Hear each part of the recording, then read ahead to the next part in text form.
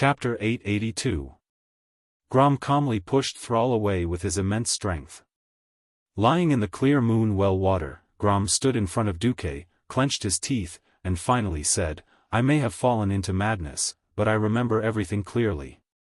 You could have used underhanded methods against me, but you chose the most honorable method. I don't want to admit it, but I have to admit that I owe you a favor." Duke leisurely crossed his legs, let out a chuckle, and then replied, "Favor? Very good.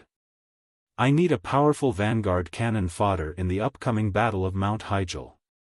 Live until then. As long as Archimonde is dead, I don't care if you live or die. Your favor will be repaid." Okay. Grom's swollen muscles seemed to have calmed down and retracted, but everyone knew that Grom Hellscream had made a vow as a man. Thrall's body trembled. Then, he walked over and bowed to Duque with Wajin and the rest of the Horde's higher-ups. "Duke Marcus, no matter what the grievances between the Alliance and the Horde are, at least this time, we are grateful to you. You are a true gentleman outside of the battlefield." In the system notification, Duque's eyes widened as he saw that his reputation in Orgrimmar had become respect. Damn, I, a human, actually got the respect of the Horde's main city. Could there be anything more illogical? Duque felt a little awkward. He coughed lightly and changed the topic. "Quickly take care of Manaroth. We'll meet up with the Night Elves representative and discuss how to deal with Archimonde." With that, Duque turned and left. On the other side, Grom roared with his famous lung capacity, "You bunch of idiots, are you done being crazy? If you are, come over and drink the water from the moon well. The Horde needs you to be clear-headed." The Warsong Orcs, who had just recovered from the shock of the magic formation but were still not fully awake, were obedient like grandsons under the command of their chief. They eagerly came over to drink Grom's bathwater. To be precise, it was the water from the moon well after someone fell down. Of course, the orcs, who were never particular about hygiene, didn't care about such details and drank it all the same. After living a barbaric life, every orc's stomach was like an incinerator. After everything was over, Duque and the tribe's experts gathered again. Thrall said, "I have obtained the guidance of the prophet. According to the curse left in Grom's body, we can trace it back to the source and find the Lord of the Abyss, Manaroth. As long as we can kill him, the bloodthirsty curse that has plagued the orcs for a long time can be removed." At the mention of this brutal and crazy bloodthirsty curse, the expressions of almost every beastman of the older generation changed. The new generation of beastmen might not be able to understand it, but only the first batch of beastmen who had drunk the demon's blood would understand how terrifying the impulse to destroy and slaughter every night was. Destruction. Slaughter. Fresh blood. It was like a traveler dying of thirst in the desert, thirsting for water. Everything was so crazy, yet so natural. Grom had once thought that the ancient tree in front of him was Duque when he was half awake. He had used his fists and claws to smash the tree into pieces, even tearing out the roots and using his fangs to bite them off. Yes, in the illusion, he had bitten off Duque's neck. However, Duke was standing in front of him. He knew that he shouldn't attack Duke, and this human with a faint, confident smile had done him a favor. Grom was extremely conflicted. However, he still had to do what he had to do. Moreover, he had to break the orcs' fate of being controlled by the Burning Legion. After this incident and seeing his compatriots easily fall into madness under the influence of the demon's blood, Thrall clearly understood that he had to cut off the source of this curse. At this moment, Thrall, who was still in the whirlpool of fate, did not know that he was fated to lose Grom Hellhowl, the strongest of the Horde. "Let's go." Duque stood up, letting his blue and white cape flutter in the wind. The final result was very different from the original history. Worried about the curse's influence on the previous generation of orcs, not only did they not bring ordinary soldiers, but Varrock and Brock also stayed at the border between the Barren Lands and Grey Valley. The final members of the Abyssal Lord's team were Thrall, Grom, Duque, and Wajin. Grom gripped the blood curse sensor that Medivh had given him. In his field of vision, everything changed. The world turned black and white. Then, a wisp of bloody mist that should have been invisible to the naked eye floated toward him from afar like a thin silk veil. Finally, it connected to his chest. "Follow me." Grom carried, Bloodhowl, and strode towards the land of destiny. No matter how terrifying the demon lord was waiting for him, he knew that he had to go. That was his duty, Grom Hellhowl. It was also his destiny. Surprisingly, Manarotha's location was not too far from the entrance of Grey Valley, but it was very well hidden. Without Grom leading the way, perhaps even the local night elves would not know that there was a small valley between the mountain streams that was completely unaffected by the outside world. Less than 500 meters into the valley, the entire scenery changed. It was no longer lush and lush like in Grey Valley, full of birds and fragrant flowers. Instead, it was filled with the color of defeat. The entire sky suddenly turned from a sunny morning into a dark and gloomy midnight. Evidently, the evil magic of the Abyssal Lord was affecting the surrounding space. His eyes were filled with lava. Amidst the grayish-black volcanic ash, there were countless vague lava streams that flowed from top to bottom. High temperature. Their nostrils were filled with the sulfuric smell of the burning plains, and their feet were full of volcanic ash that squeaked when they stepped on it. Mixed with a large amount of evil magic, the fire elements rolled irregularly in the air, and the turbid smell was nauseating. Not to mention Thrall and Grom, who did not have very strong senses, even the extremely sensitive forest troll hero Wajin, and Duque, who had the help of the system elf, could not sense the existence of Manaroth. Suddenly, there was light in this blazing world. It was a terrifying sword light that seemed to be able to split the entire world in half. A double-headed greatsword more than 15 meters long broke out of the volcanic ash under their feet and easily attacked Wajin and Duque at the back of the team. Wajin was seriously injured in just one move. Chapter 883. Woking had never been a flimsy man. The troll looked thin, but that was purely because of his body proportions. Even though he looked thin, Wajin's arms were still thicker than Duque's thighs. Wajin, who was 2.3 meters tall, was half a body taller than Duque, who had grown to 1.83 meters in the void, perhaps because he ate something wrong. Despite being an agility-type hero, Wajin was still hit by the terrifying greatsword. If Wajin had not used his signature long rod and spinning blade to block the attack, no matter how strong the troll's regeneration was, he wouldn't have been able to save him. Like a cannonball, Wajin was sent flying 100 meters away and directly left the stage. Originally, the trajectory of the cold crescent sword light from Manarotha's giant sword had also covered Duque. However, the Lord of the Abyss did not expect that Duque, who should not have been able to react in time, would not have used flash or ice block to save his life. Instead, he leaned back as far as he could and got into an iron plank position to avoid this fatal attack. This gave Duque precious time to counterattack. Behind, following Duque's roar, Thrall and Grom, who were the vanguard, immediately reacted. When they turned around, they saw Duque throw out a gorgeous magic brilliance like a waterfall and hit the Lord of the Abyss. It was like a waterfall from the ground to the sky. The dazzling golden flame shockwave was mixed with the holy light that should not belong to a mage. However, it was not enough. After the huge double-headed greatsword failed to cut Duque, under the control of the huge arm filled with explosive power, it spun around and stabbed into the ground. A scarlet shockwave exploded in front of the huge body of the Lord of the Abyss. Completely unable to withstand it, Duque could only flash and retreat to Grom's side. At this moment, Manaroth, who had crawled out of the ground, showed his terrifying figure. The history books described the Lords of the Abyss as an outstanding power that could destroy all life. These huge, dragon-like fellows with a pair of repulsive wings came from the netherworld, the farthest corner of the universe. As for Manoroth, he was the cream of the crop. His entire body felt extremely bloated, and his lower body was more like a pot-bellied four-legged lizard.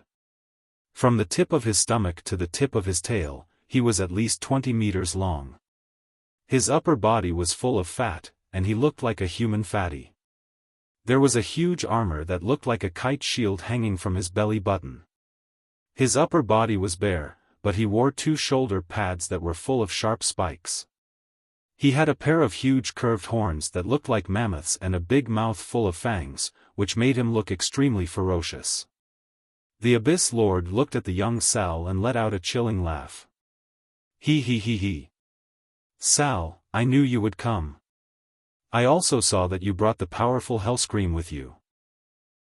His blood belongs to me. So does your entire pitiful race. The only thing I didn't expect was that you would bring the Burning Legion's biggest problem in Azeroth, Duke Marcus. Very good.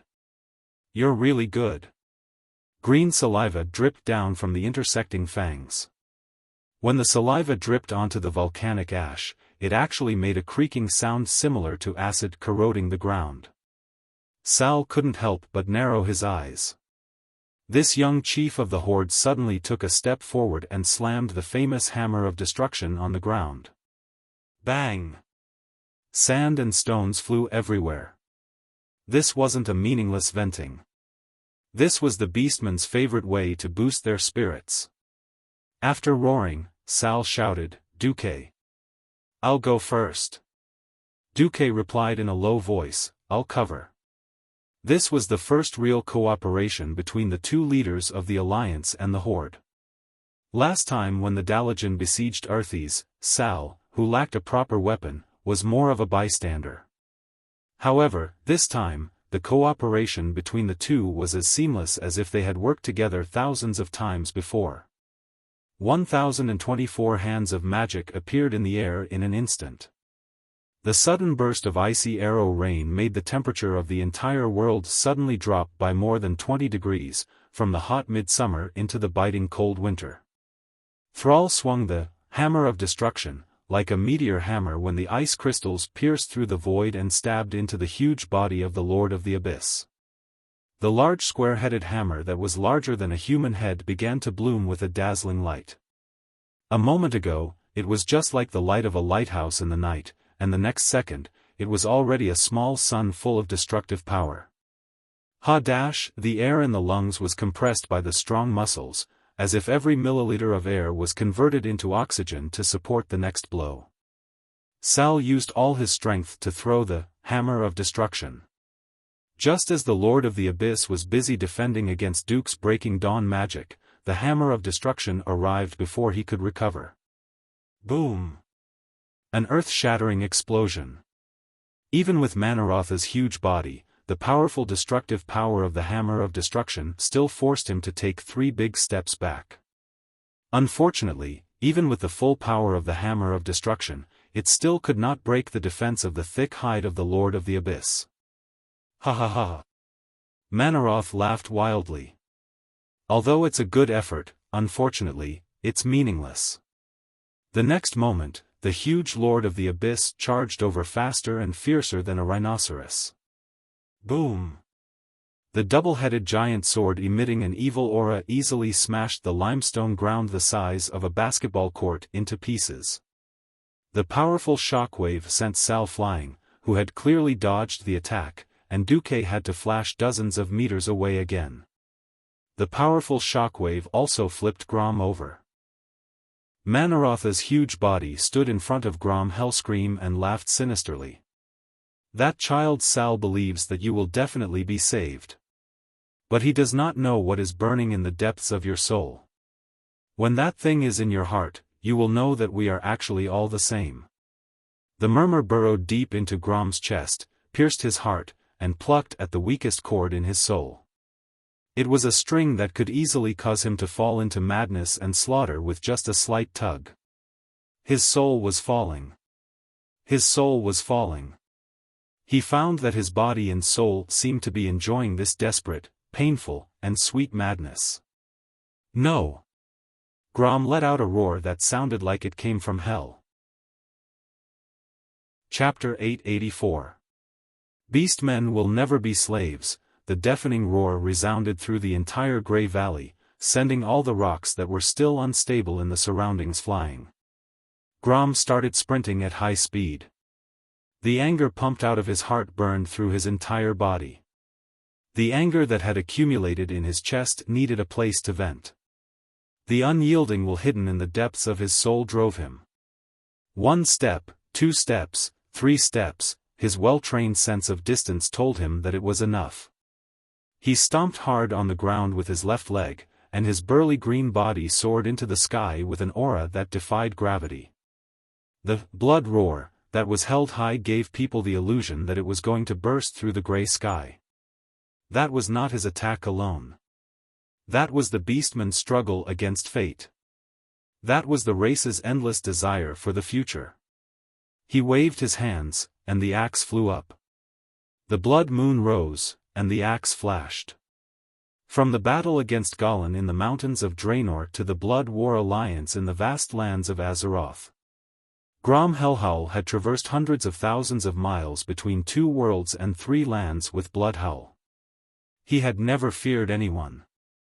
1 axe to split the world, who did not recognize him? The curved axe light. At first, it looked like a blood moon, but it suddenly became a rainbow that traversed space and time. Everyone could see that the axe did not change, and everyone could see the trajectory of the axe. But even though they could see it, they could not block it. The Lord of the Abyss, Manaroth, was not a light human or elf.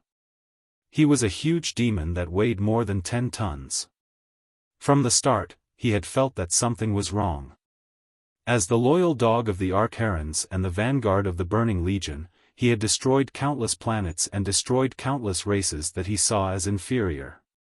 He had traversed the universe for 3,000 years, but he had never seen such a brilliant axe light. Manaroth did not know how much damage he would suffer if he was hit by Grom's axe. He did not dare to imagine it. He roared and swung his huge double-headed sword at the sky. Cleaving Grom in half in midair was his only chance. But the terrifying brilliance of the sword only flashed for a moment before it missed. At that moment, he realized that Duque had used an inconspicuous Radiant Moon arcane missile that contained Breaking Dawn magic power to hit the edge of the blade. It was a hair's breadth away. The error was 1,000 miles. The Lord of the Abyss's sword narrowly missed Grom's side. He swung at empty air. The next moment, the blood-red axe light flashed and disappeared. She slashed at his chest with all her might. Every ounce of Grom's strength, every drop of his fury, as a warrior, was poured into this strike. Moreover, the blade of this terrifyingly powerful legendary weapon had perfectly struck the only weakness on the Lord of the Abyss chest. It wasn't supposed to be a weakness. After being hit by the semi-artifact, Hammer of Destruction, it became a weak point. Sal's previous desperate attack was not meaningless. Impossible. The gigantic Lord of the Abyss let out the last painful roar of his life. The violent demonic power contained in his body began to erupt uncontrollably. It was as if a nuclear explosion had occurred. It symbolized complete destruction. It symbolized inevitable death. Thrall, who had just regained his senses, did not even have the time to stand up. He could only watch helplessly as Grom Hellhole, who was both a teacher and a friend, a subordinate, but more like a guardian god, roared and was engulfed by the destructive light of the Abyssal Lord's final self-destruction before his death. Grom, who had just attacked with all his strength, could not escape in time. No, Sal had just gotten up when he was thrown back by the explosion's shockwave. The back of his head hit the rock behind him again. The light was too intense. His eardrums were numb from the shockwave of the explosion. His ears were ringing. No! No! No! Sal struggled again. He used his hands and feet to half-crawl and half-leap to the place where Grom had been swallowed by the explosion. But, all he saw were a few broken and deformed pieces of armor. Sal's heart instantly sank into a bottomless abyss. He suddenly felt very cold and lonely. That's right. He had great ambitions. He wanted to bring the suffering orcs out of the quagmire of pain and tragedy. But he was too young. Even if he did not want to admit it, he still yearned to learn more from the older heroes. He instinctively chased after the figures of Orgrim and Grom. He had never said it out loud, but he really admired them. Now, Orgrim had died tragically under Arthas, Frostmourne. Now it was Grom's turn. He had sworn that he would never cry again. Because the orcs had shed enough tears. At this moment, Sal could not help but kneel down and howl at the sky. No, Grom. No, originally, this should have been an incomparably sorrowful scene. Unfortunately, a coarse voice that was barely breathing interrupted this scene. Brat, I'm not dead yet. What are you screaming for? Sal almost doubted his ears. His thick neck was like a rusty axle, making creaking sounds. He could not turn for a long time. He did not dare to believe his own senses. But there was indeed an orc panting heavily behind him. With the hope of climbing out of the abyss of despair, Sal finally turned his body step by step and saw the two figures that almost overlapped with each other more than 10 meters behind him. He could not believe it. It was actually Duque supporting Grom Hellscream, who was more than one size bigger than him. The Warsong chief was in an extremely sorry state. His left hand was unnaturally bent, and the green skin of his entire front half was slowly charred black. But, he had survived after all. Grom, Duque? Sal was so excited that he was a little incoherent. He could not imagine that at the most critical moment, it was Duque, who was originally his mortal enemy, who saved one of his two most admired idols, Hellscream. At this moment, Duke shouted, "You're so heavy." He threw Grom to the ground like a piece of trash, a look of disdain on his face. How long has it been since you last bathed? Looking at the cursing Duque, Grom, who was lying on the ground, laughed. For your sake, I'll learn to bathe like you humans every day if I have the chance. After laughing with great difficulty, Lord Howl's face suddenly darkened. He was indignant. I seem to owe you a life this time. Duque patted the dust off his body and looked at Manarotha's mountainous corpse. You can return it to me on Mount Hyjal, he said calmly. This was not being polite. In the latest intelligence, Duque saw a name that should not have appeared in the historical battle of Mount Hyjal, Demon Lord Kazak. Chapter 885. Duque was not sure if Kazak's soul had completely entered the world of Azeroth. If he was like Archimonde, with both his soul and body in this world, then there would be a chance to get rid of the two great demons once and for all. Of course, on the other hand, this also meant a lot of pressure. According to the original history, there were a total of 5 bosses in the Battle of Mount Hyjal, including Archimonde. Even an orc hero with the best stamina would not be able to take it, let alone a human hero with even worse stamina. Duque really did not want this change in history. He could successfully get rid of Kazak last time because Duque had the support of the Red Dragon Queen, Alexstrasza. This time, the dragons were obviously premeditated by the Burning Legion. If he really wanted to get rid of Archimonde like in history and let Archimonde's grave next year, Duque would have to put in more effort. Saving Grom Hellscream was Duque's first step. For someone like Lord Howl to die in the hands of a mere Lord of the Abyss, it would be a waste of his talent. If he were to die, he should at least die in the hands of a great demon like the Burning Legion's leader. Yes, first get rid of Archimonde. It would be best if Lord Howl, Thrall, or something perished together with Archimonde, ending the alliance and horde disputes for who knows how many years. That would be perfect. But he was afraid that fate would play tricks on him. Duque really did not dare to compliment the goddess of fate. If she was unhappy and slammed the table, saying, your alliance already has Lothar, the old bastard, and the horde needs an old scum or something, then Duque would be embarrassed. All right. First get rid of Archimonde, then leave the rest to fate. Back to 2 weeks ago, on Mount Hyjal. More than 9,000 years ago, Illidan built a second well of eternity here for his own selfish desires. Later, the dragons that survived the cataclysm came to the home of the Night Elves. The red dragon Alexstrasza, the green dragon Isra, and the bronze dragon Nozdormu looked down at the peaceful home of the druids and the fruits grown by the Night Elves. The powerful druid Malfurion welcomed the dragons and told them about the new well of eternity. The dragons were shocked and they heard the terrible news. They thought that as long as the well of eternity existed, the Burning Legion would not give up the idea of conquering this world. Malfurion made a pact with the 3 dragons to ensure the safety of the well of eternity and to ensure that the minions of the Burning Legion would never find a way back to this world. The giver of life, the red dragon Queen Alexstrasza, cast a magical acorn into the center of the well of eternity. As soon as the acorn came into contact with the magical lake water, it began to sprout and grow into a giant oak tree. The roots of the tree reached deep into the bottom of the lake, and the huge canopy almost covered the entire sky. This huge oak tree was the eternal symbol of the Night Elves' harmonious relationship with nature.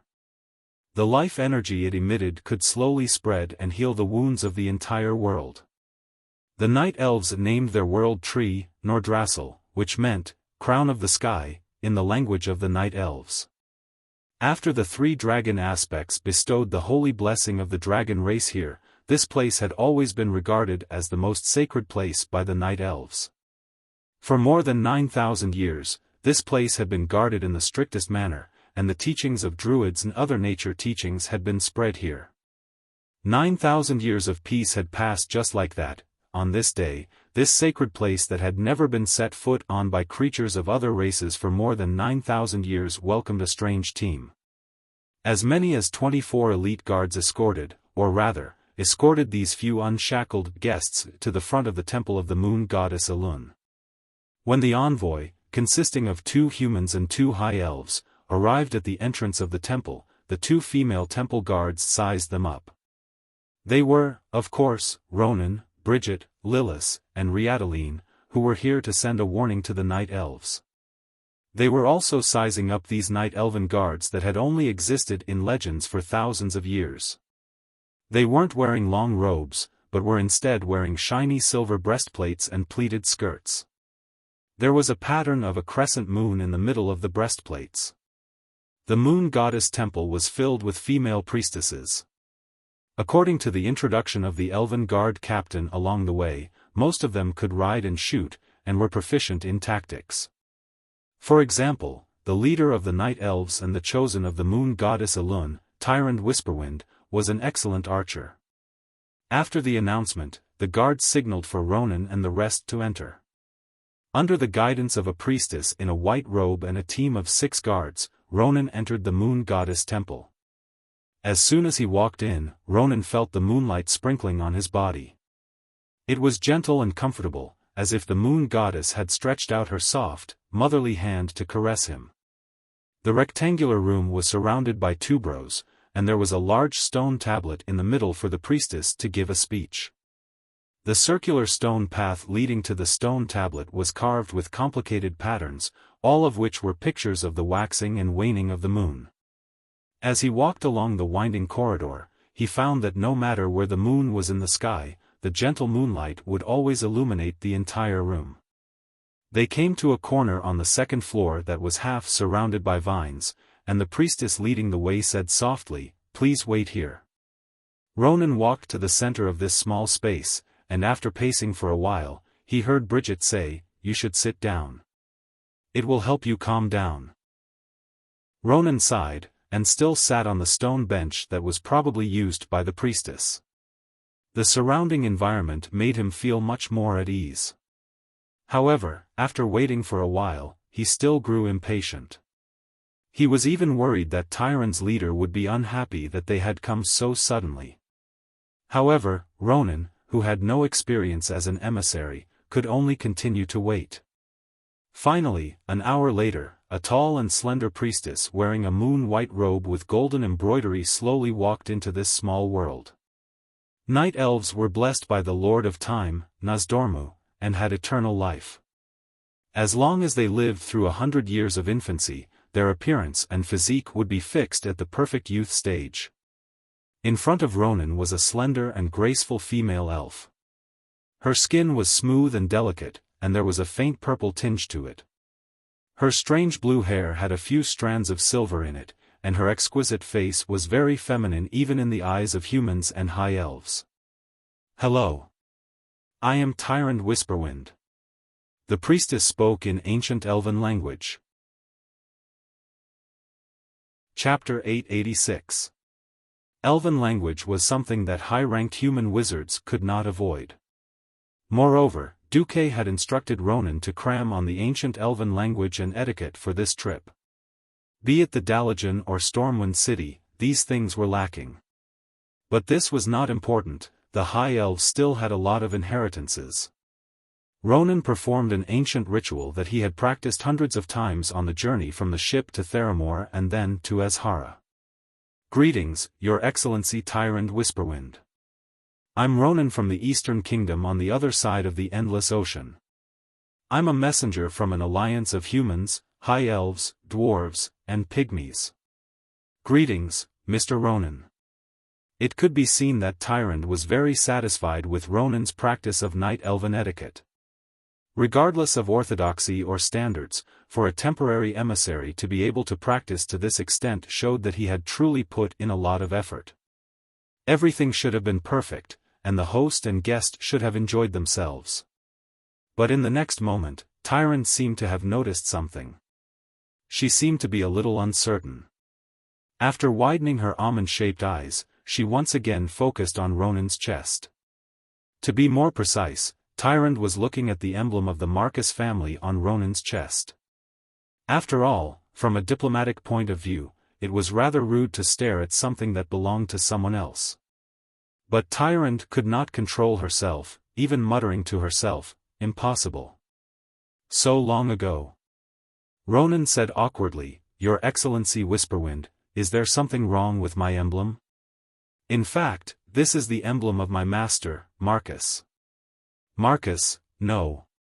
Tyrant bowed slightly, "My apologies, it reminded me of something from ancient times. The emblem that your master passed on to you is very similar to that of an acquaintance of mine from a long, long time ago." "Oh, is that so?" Ronan could only continue speaking. Tyrant seemed to be very concerned about it. Because elves had rather long eyebrows, the slightest twitch of the muscles between the eyebrows was very obvious. "If I may be so bold as to ask, how many years has your master's legacy been passed down? Is it 10,000 years?" This question was very strange, and Ronan's question was very abrupt. With regards to Duque's master's inheritance, Luo Ning was also dumbfounded. He only knew that the only master Duque had personally acknowledged was hundred-handed death god Wuxia. The problem was that it had been close to 15 years since the last person to receive the title of master teacher. If Tyrant had asked if it had been 100 years, Ronan would not have dared to answer. But 10,000 years, Ronan laughed, "I'm sorry, but humans don't have such a long history as the Night Elves. 2,800 years ago, when great Emperor Saladin united all the human clans, a kingdom and a more systematic civilization appeared. Even before that, humans were a relatively primitive clan. The earliest recorded human civilization could only be traced back to 4,000 years ago. 10,000 years? That's impossible." "I see." Tyrant could not hide the disappointment on her face, but she quickly regained her composure as the high priestess of the moon goddess. "My apologies again, I've gone off topic. May I ask, emissary of the Alliance, why are you here?" "In order to prevent the Burning Legion from invading the Kalimdor continent and the World Tree of Hyjal, Nordrassil, I've sent a warning to the Night Elves." Saying this, Ronan opened his palm. The crystal that could record images projected the scene of Archimonde descending upon Azeroth and destroying the Dalajan. Tyron's expression froze. The blue light that represented the moon goddess Elun rapidly gathered in her almond-shaped eyes, almost filling up her entire eye sockets. Only by braving the holy light to look at her would one see that her pupils were surrounded by the white of her eyes, looking like azure glass beads. As expected, what I saw in the dream is true. Tyron's voice was more like a murmur. She thought of the nightmares that had frequently appeared in her dreams over the past month. In the past, whenever she fell asleep and entered a dream, her soul would float up into the sky with Elun's blessing. But recently, she found that her soul could not escape the shackles of the earth, and could only wander around under the clouds. The more she flew down, the closer she got to the moon goddess palace, and the more terrifying scenes appeared in her vision. Mount Hyjal could see them more clearly. The world tree Nordrassil was like this, and the well of eternity was the same. In the well that looked like a large lake, black water swirled wildly, and colorful lake water rolled out from the bottom of the river. It was extremely terrifying. As the huge waves from the lake crashed onto the shore, the powerful magical energy contained in the water of the well of eternity dissipated in all directions. The lake water churned like boiling water. Countless night elf priests and druids prostrated themselves beside the well, praying. But the more they prayed for the well of eternity's forgiveness, the worse it became. In the sky, torrential rain poured down, and thunder and lightning roared. The beautiful houses near the well of eternity were about to be washed away by the lake water. Why was this happening? What happened to the well of eternity? In her hazy dream, Tyron felt strange and frightened more than once. She turned to look outside Mount Hyjal. The sky was already as dark as the night of Mount Hyjal. No. It was even darker. The thick, black hue only made Tyron feel that something bad was about to happen. This was really abnormal, and there was definitely danger. What were the sentries in the clan doing? Her soul flew over the mountain path of Mount Hyjal, and she saw that the guards on the path were silent, unable to see her at all. Or was this just a simple dream of hers? She floated to the periphery of the buildings on the mountain top, and was about to go out and see what was going on. She had thought that she could easily pass through the magical barrier around the mountain top, but she encountered an obstacle.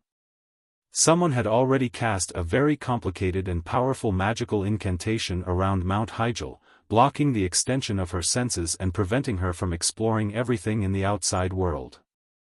This made her feel like a baby bird waiting to be born in an egg, but she had no idea whether there was a ferocious predatory beast outside that wanted to smash and destroy her, or break the eggshell and drag her out to be devoured. This unknown terror made her very uneasy. But she could not pass through this mysterious and evil magic. Every time she tried, she would feel an unexpected pain.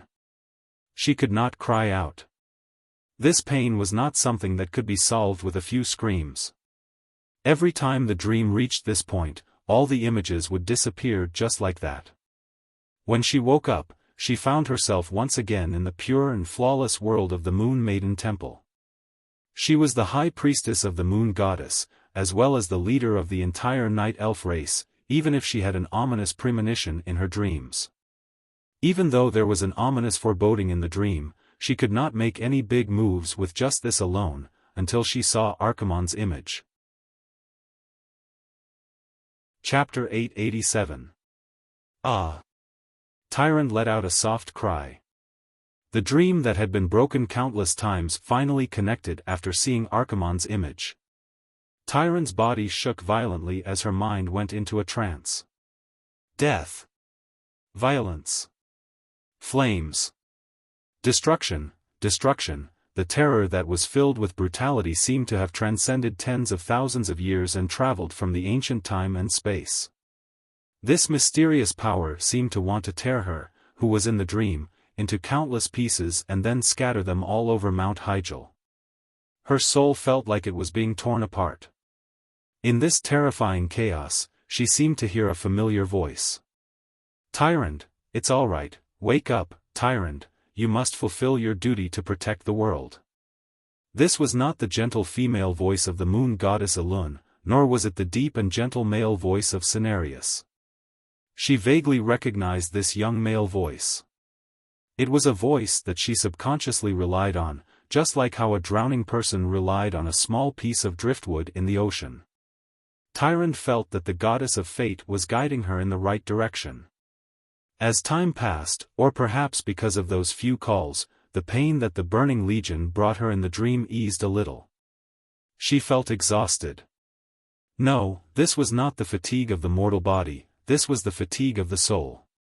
It was as if her body wanted to continue drifting in the dream world, and her soul no longer needed to return to her body. But if she did so, she might lose her life, so she had to hold on.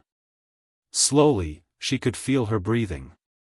As the pain in her soul lessened, the voice of the moon goddess became clearer.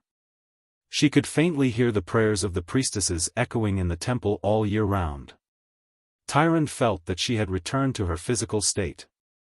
Her soul felt like it was hurriedly passing through a layer of mist, the scene in front of her distorted, and her consciousness returned to her eyes.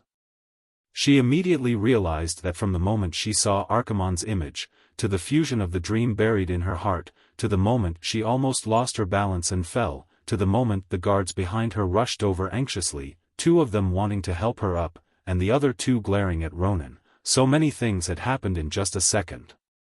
Wait. It has nothing to do with the emissary. Tyrant hurriedly stopped the guards from acting rudely. Lady Whisperwind. One of the priestesses nervously asked. Tyrant waved her hand. No, I'm fine. It's just that these Alliance emissaries finally brought evidence of the Burning Legion's invasion of Azeroth. It's connected to the nightmares I've been having lately, and it's a shock to my mind. The priestess immediately understood. As the chosen one of Elun, Tyrant could easily see through lies. If what Luo Ning brought was fabricated, then what awaited Luo Ning would be the wrath of the entire Night Elves. The image of Archimonde destroying the Dalagen was naturally a fragment that Duque had intercepted when he was using Antonida's Mage Tower. There was no doubt that it was real. Then things would be much simpler. Tyrant straightened her body and bowed deeply to Ronan and the others. Thank you for traveling such a long distance to bring this important news that could affect the survival of all intelligent lifeforms in the world. I urgently need Elun's guidance. Please rest for a day. Tomorrow, I will lead the higher-ups of the Night Elves to meet you officially. Please wait patiently. That's no problem. Ronan was overjoyed. With that, Tyrant hurriedly instructed her assistant to take good care of Ronan. She then went into the depths of Elun's temple. In the prayer hall dedicated to the high priest, Tyrant gently took off all her clothes and stepped into the crystal pool with the statue of the Elun goddess. She allowed the holy water that poured out from the bottle in the hands of the Elun goddess to drench herself, allowing herself to enter a state where she forgot about everything else and began to communicate with the goddess. Luo Ning and the others heaved a sigh of relief after being brought by a priestess to what should be a guesthouse in Mount Hyjal.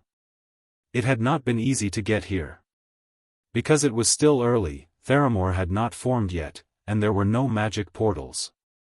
They had no choice but to cross the endless sea by ship.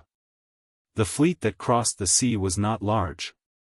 There were only 7 ships, which attracted the attention of a medium-sized Naga clan. They had fought Nagas, killed Murlocs, and even fought a giant octopus with tentacles that were more than 10 meters long. After coming to Theramore to resupply, the journey was still passable. However, after landing in Azhara, they almost killed their way here. They had killed countless Nagas and Satyrs along the way. After entering Grey Valley from the west of Azhara, they were ambushed by 200 Night Elves. Fortunately, they could barely speak the Night Elven language, so they escaped. One had to know that Luo Ning's group didn't anticipate the power of the first arrow at all. Although it was a warning arrow, they did not react in fear until Luo Ning's magic shield was destroyed. Fortunately, it was a false alarm. In the guesthouse that was filled with purple and green colors, Luo Ning stared at the green outside the window from the balcony on the second floor. He could not help but say, "How peaceful. I hope this peace can last forever." Unfortunately, we are here to report bad news. Lilith raised her head slightly, and immediately lowered her head to her work. She was using the special juice for rangers to maintain her bowstring. Not far away, Riataline was doing the same. Originally, the leader of the Blood Elf Paladins could not leave, but considering that Mount Hyjal was fighting against the Scourge army and the demons, Duque still sent her to be the vanguard. Only Brigida Bendis responded to Luo Ning. "Without our fight, there will be no peace for our descendants. That's what my father always told me." Bridget subconsciously combed her slightly longer hair. Luo Ning was a little surprised. "Oh, I didn't expect you to have children." Bridget blushed, and then a little sullen. "Don't look at me like this. I have a more feminine nickname, Bridget. Also, my father has long ordered me to get married and have children before I turn 25. Only after I have children will I be allowed to join the army again." Luo Ning was speechless. He did not expect General Abendis to have such a loving father side. As they chatted, they did not know that at the same time, Tyrant Whisperwind, who had finished praying to the goddess Elun, met the prophet Mediv in the side hall. Chapter 888. The Mediv, who had lost almost all of his power and could only be a prophet, had once thought about how to convince a leader who had guarded his own world for nearly 10,000 years. It wasn't an easy task. Unlike Quell, the loss in the past, the High Elves could still barely interact with human society. The Night Elves were completely isolated, and the ecological cycle of the entire society was a complete closed loop. They didn't need to communicate with the outside world. They didn't need to buy anything from the outside world. What they needed was the most natural ecological cycle in the forest. They rejected any new civilization. Even if a tree was chopped down to build a house, it had to be planted immediately. So, when Mediv saw Tyrant humbly asking about Archimonde's direction and military strength, Mediv heaved a sigh of relief. This is the cycle of 10,000 years. The Burning Legion's target is the Well of Eternity. That's for sure.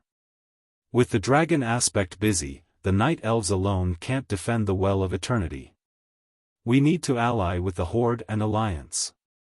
Alright, next up was the story of an agility-based hero and an intelligence-type hero having a war of words. Round 1. No, I feel that the Night Elves have been preparing for this battle since 9,000 years ago. We can definitely deal with the Burning Legion, Tyrant said. Since you're confident, why don't you add 2 more layers of insurance? Tyrant used, proposition, and Mediv used an even more incisive, great proposition. Tyrant lost. Round 2. It's not a good idea to increase our military strength. It might cause chaos. The Night Elves, Beast Men, and humans fight differently. It doesn't matter. Everywhere else is protected by the spell formation in the mountain range. There's only one way to Mount Shanger, and it can be guarded by beast men or humans. We can whittle down the Burning Legion's military strength. Tyrant used, great proposition, and Mediv used, counter-argument. Tyrant lost again. Round 3. Tyrant was a little weak. I don't think the humans and beast men can stop Archimonde. Mediv said, do the Night Elves have the confidence to deal with Archimonde alone? Tyrant used, concentrate, to defend herself, while Mediv used, provoke. Tyrant was defeated again. According to what you said, you were once possessed by Sargeras, and that's why these disasters started. I would like to ask, on what basis should we believe a prophet who was once possessed by the Demon King? In the 4th round, Tyrant finally managed to hurt Mediv a little with Paradox. However, this was only the final radiance of a setting sun. That's all in the past. The heroes of the Alliance helped me redeem myself. Medivh knew that Tyrant had been beaten black and blue in the War of Words. He immediately activated Memory Kill. I still remember. In the ancient war, it was the 5 dragon aspects who fought with all their might to destroy the demons that were as numerous as the stars in the sky. Tyrant's stamina bar, which was the stamina she had accumulated during the Battle of Words, was instantly emptied. Alright, in the half-hour meeting, Tyrant, the agile hero, was defeated time and time again in the War of Words. Finally, she made up her mind to prepare for war, and accepted Medivh's suggestion. It was definitely not an easy task to fight against the Burning Legion. After sending off Medivh, Tyrant's first thought was to wake up her childhood friend, the Archdruid Malfurion Stormrage. Under the guidance of the Druid's patron, the demigod Cenarius, the respectable Malfurion Stormrage had been protecting the Night Elves from the invasion of the demons for tens of thousands of years. In the ancient war, Malfurion and other heroes fought against the terrifying Burning Legion to protect all life in Azeroth. Among them were his childhood friend Tyrant Whisperwind and his brother Illidan. After defeating the demons, he worked hard to lead the Night Elves away from their homeland destroyed by the Burning Legion. They rebuilt their homes near Mount Hyjal, and supervised the growth of the World Tree, Nordrassil. The dragon aspect, Isra, connected Nordrassil to the Emerald Dream. It was a reflection of Azeroth that was free of war and unaffected by mortals. He allowed all druids, including Malfurion, to enter this country. Malfurion and the other druids had explored this dream for thousands of years.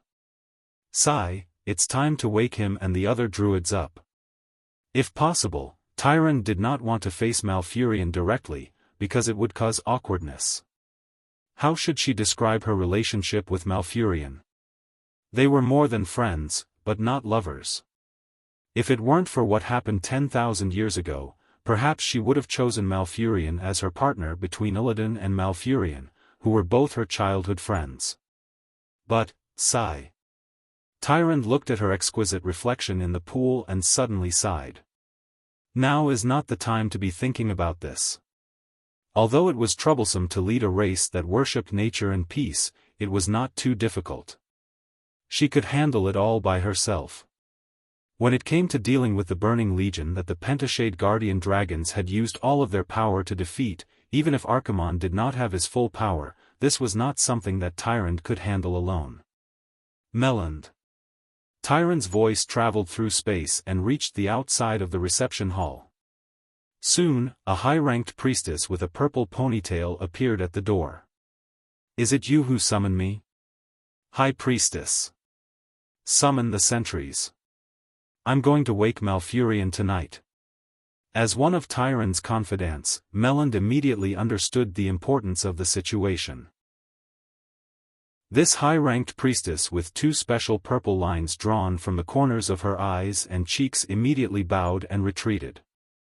The next moment, a short melody sounded in the church.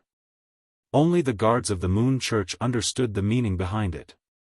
The night deepened. When the new moon rose, Meland had already gathered a group of 500 church guards and was waiting for Tyrant at the entrance of the church. Tyrant was very satisfied. When she appeared at the entrance, she was also dressed in military attire, looking even more valiant and heroic. The exquisite moon-white armor was full of curved silver carvings. This was not just for the sake of beauty. If one looked closely, they would find that each carving was actually constructed from the image of a crescent moon.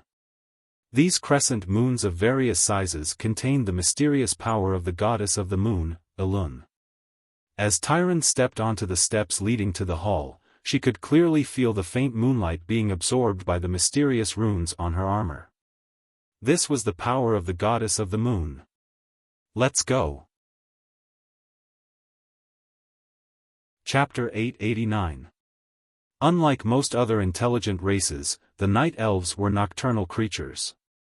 Although the High Elves, who shared the same bloodline as them, also had the mystical talent of night vision, the Night Elves also had the shadow evasion that the High Elves did not have. At night, as long as they remained still, the power of the moon god would make them disappear from the sight of mortals. Of course, this was only a form of visual deception. This did not prevent the night elves from showing the world how much the moon god doted on them. Of the 500 temple guards, 350 were night elf archers, while 150 were the night elf specialty, huntresses. These huntresses rode on night saber that was pure black and could also hide in the shadows and darkness. They held a special weapon that was as large as a plate and had 3 sharp edges. This mystical special weapon had the effect of rebounding enemies nearby when it hit them. Tyrant herself rode on a huge saber-toothed tiger with black stripes on it. With a whistle, this squadron of elite guards of the moon god hall left the summit of Mount Hyjal at high speed. Soon, they left the main road. At this time, the night elves' racial talent was on full display. In the complex terrain of the mountain, be it the elven archers on foot or the huntresses riding on night saber, they all moved as if they were flying. The rugged terrain could not stop them at all. Mount Hyjal was huge. Due to the terrain, they had to first enter Fellwood Forest to the west, then head south to Grey Valley to reach the east of Malfurion's Grey Valley. Even with their outstanding ability to pass through the mountains, they could not ignore the demons that appeared in the forest along the way. They cleared out the demons as they advanced, and it took them a full 13 days. Then, they received a grievous news. The demigod Cenarius had been killed by the Fell Orcs' leader, Grom Hellscream. This news made Tyrande and the temple guards furious, pained, and helpless. They had just heard Medivh say that the night elves should have allied with the human alliance and the orc tribes, and now their demigod had been killed. This was a resounding slap to the face. High Priest. What do we do? Shouldn't we form an army and deal with the beastmen first? Tyrande's trusted aide, Melland, was furious. Tyrande shook her head, no. According to the Sentinel's report, the wounds on Cenarius' body were filled with a demonic aura. This should be a demon's scheme. We can't simply blame it on the beastmen. Have you forgotten about Queen Azhara? Queen Azhara was the earliest ruler of the elves. Her royal power could be traced back to the ancient times 10,000 years ago. It was because of the queen's fall that she colluded with the enemy and attracted the Burning Legion, which officially started the ancient war over the Well of Eternity. Demons, Burning Legion. This was the eternal pain of the night elves. She looked at Malfurion and said, "Let him in." Duque walked in with light footsteps. The night elves were a very important part of the alliance. Although every kingdom in the alliance had their own problems, the night elves' problem was more important. After dealing with Grom Hellscream, Duque flew towards the place where Malfurion had woken up in his memory. However, he didn't expect that with Ronan at the front line and Medivh informing him, the first thing he saw the most beautiful night elf Tyrande would be her nocking an arrow and pointing it at him. She questioned him sternly, "You're a night elf?" "You?" "Yes." "Who?" Chapter 890. Duque was dumbfounded. Even if he was brave. Even if he was used to big scenes. He was completely baffled by Tyrande's sudden hostility. He was certain that his identity as the Alliance's commander had been reported. From the moment he stepped into this area, Tyrande and Malfurion had not made any hostile moves. It was only when Tyrande saw his appearance that she suddenly felt enmity towards him. This meant that he was the one to blame. Moreover, Tyrande's hostility caused a chain reaction. Malfurion and Tyrande's personal guards around him immediately started fighting each other with their swords. Being pointed at by an archdruid wielding a nature magic staff and hundreds of arrows, Duque could not remain calm. Duque believed in Brother Spring's revival. But that depended on who he was facing. In the face of the beast men, before Sal started to become a shaman like in history, even if Duque was hacked to death 100 times, he would still dare to shout, "I'll resurrect on the spot for you to see." But Duque was afraid of two things. First, he was afraid of demons. If he died, even his soul would be enslaved or burned for 1,000 years. Second, he was afraid of real scammers. If Malfurion's soul was released from purgatory and returned to nature, it would be a tragedy for Duke, who would never be able to see his sister's grave. Almost subconsciously, Duque raised his hands, sweat dripping from his hair. He spoke in perfect Elvish. Wait. Is your excellency mistaken about something? No. There's no mistake. It's you. Tyron's voluptuous breasts were heaving up and down, as if they were going to break the laces holding the armor together at any moment. Of course, Duque was not in the mood to appreciate such a beautiful scene. Malfurion spoke up, Tyrant, you must be mistaken. It can't be him. Duque hurriedly went with the flow, I swear, this is the first time I've seen the two of you. If the Alliance has offended the Night Elves in any way, I'll apologize on their behalf. There was no reason for there to be a conflict. Even if there was, it was the Alliance's problem. If we have to take the blame, let's take the blame together. In Duque's mind, two cauldrons had already appeared. One was a big cauldron that could fit hundreds of people in a cafeteria. You would need to use a paddle to stir it. Yes, this was the Alliance's cauldron. There was nothing wrong with it.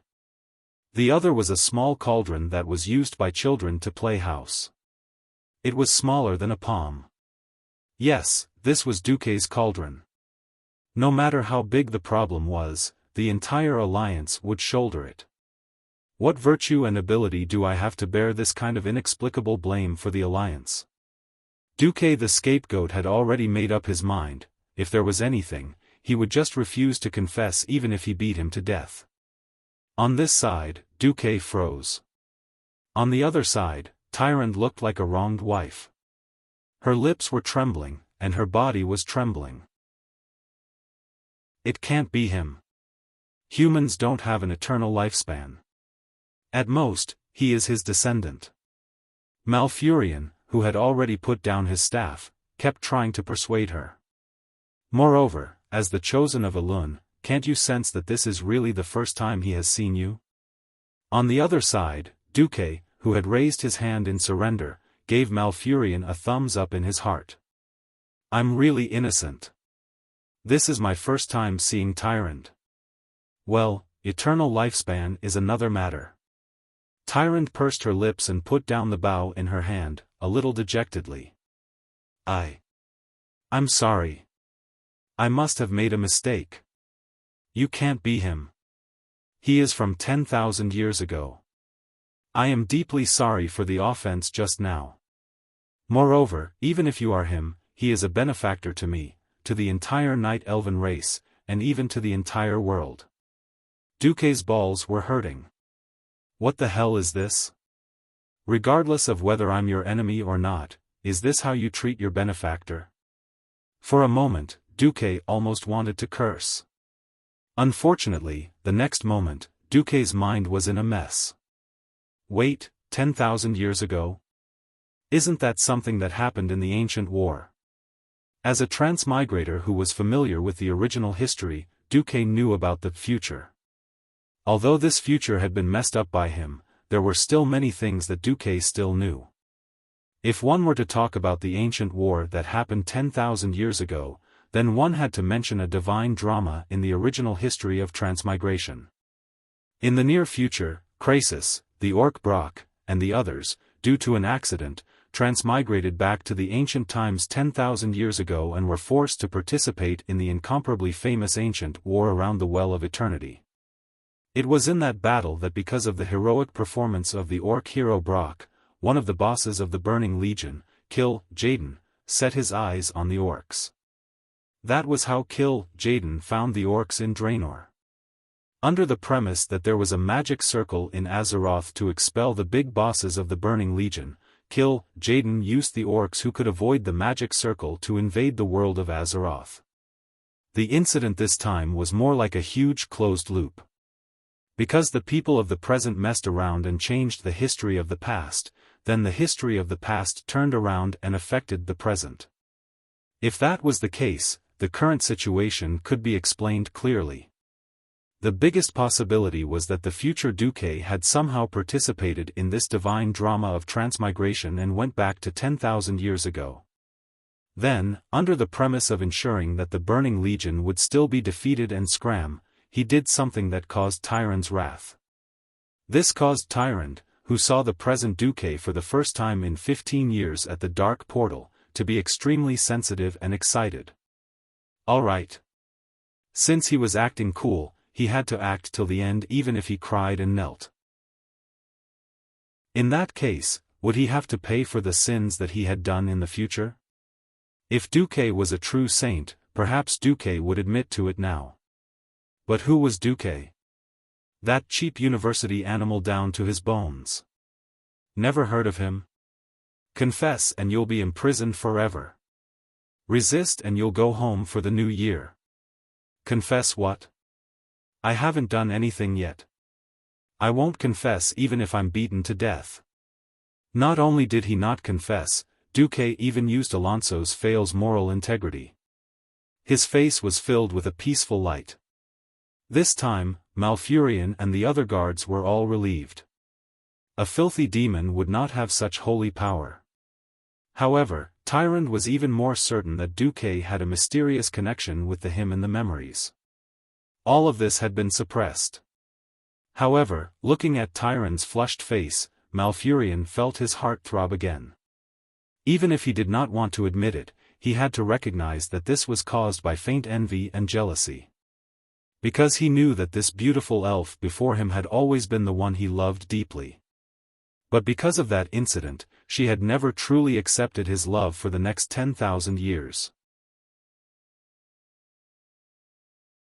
Chapter 891. As Tyrand's assistant, Melland had always been the most loyal to her boss. But at this moment, she was also dumbfounded. If it were translated into Duzé's words, her current feeling would be, F***ck. What a load of information. Was the circle of nobles really messed up for 10,000 years? Wasn't that so? In the thousands of years before the War of the Ancients, outsiders believed that Tyrand would definitely choose one of the Stormrage brothers. Who knew that after the War of the Ancients, whether it was Tyrand or the Stormrage brothers, that matter was taboo and refused to talk about it. After that, Tyrand started to distance herself from the two brothers.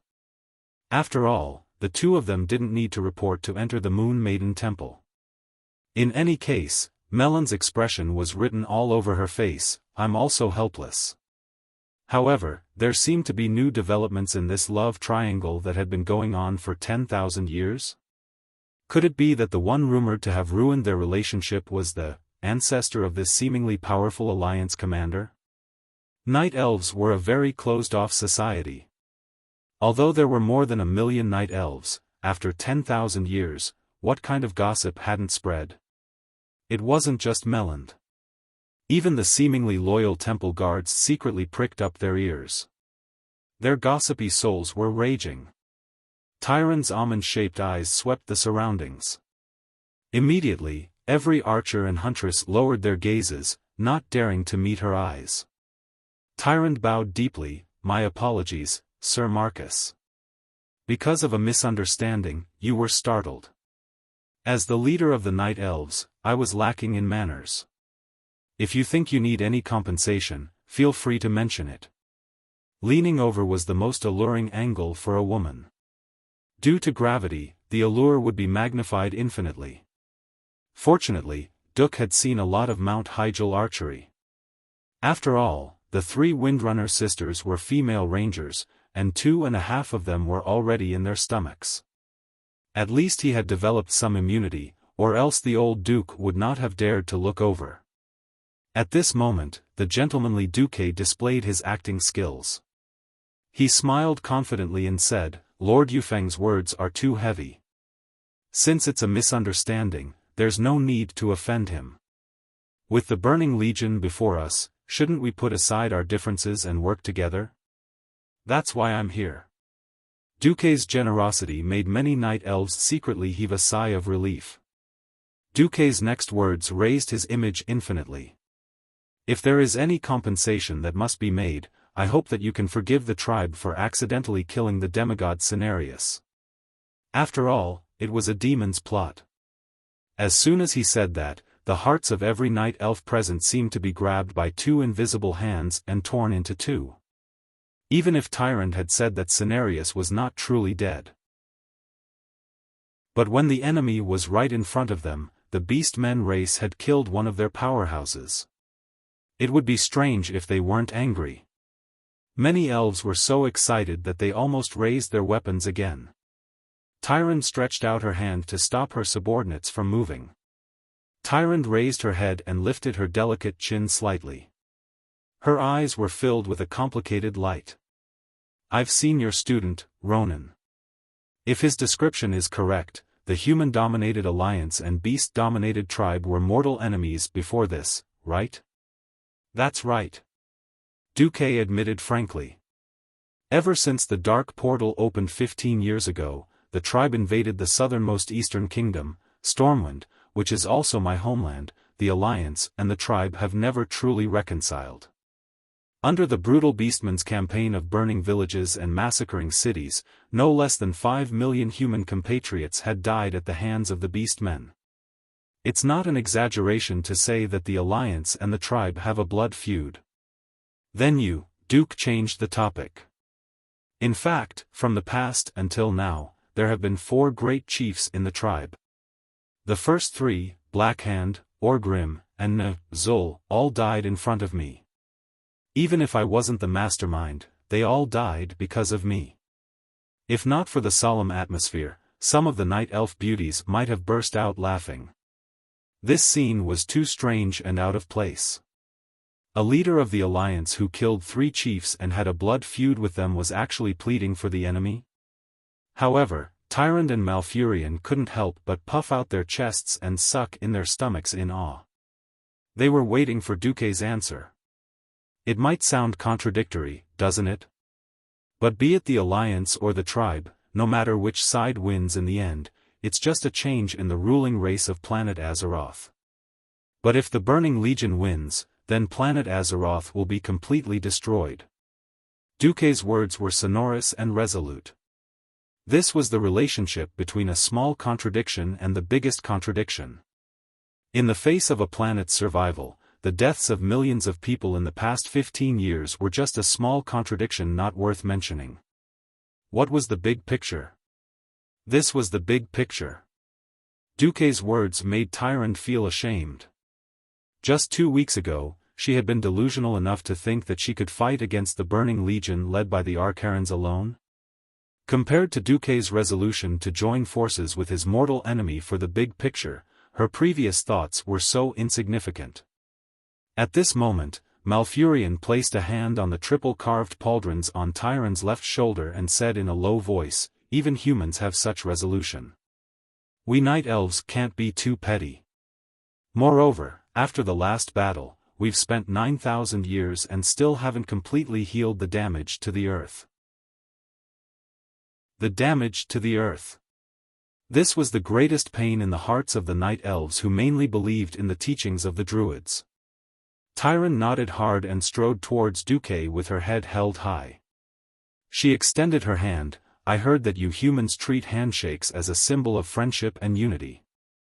In that case, I think that in this huge crisis, we night elves, the alliance, and even the tribe should work together." Yes. Duque shook Tyrant's hand firmly. This was a historic handshake. In the eyes of future historians, this was also a handshake that signaled the night elves joining the alliance. With the foundation set, everything else was easy to discuss. "Yes, I haven't asked. Marcus, why are you here this time? Don't be so formal. Call me Duque, I'll get used to it." My surname is actually Du, not Ma." Then, Duque roughly explained the situation of the Burning Legion that he knew, and finally pointed out his goal.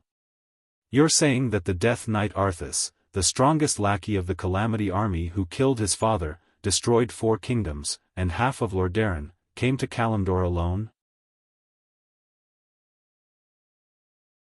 Chapter 892. One who was unaccountably solicitous was hiding evil intentions. Now that he had matured, Duque understood better what was needed for diplomacy between countries and factions. Before he'd transmigrated, Premier Zhou had proposed a very good idea, seeking common ground while reserving differences. With this principle in mind, with the same enemy and goals that could be reconciled, the Night Elves joining the alliance was a matter of course.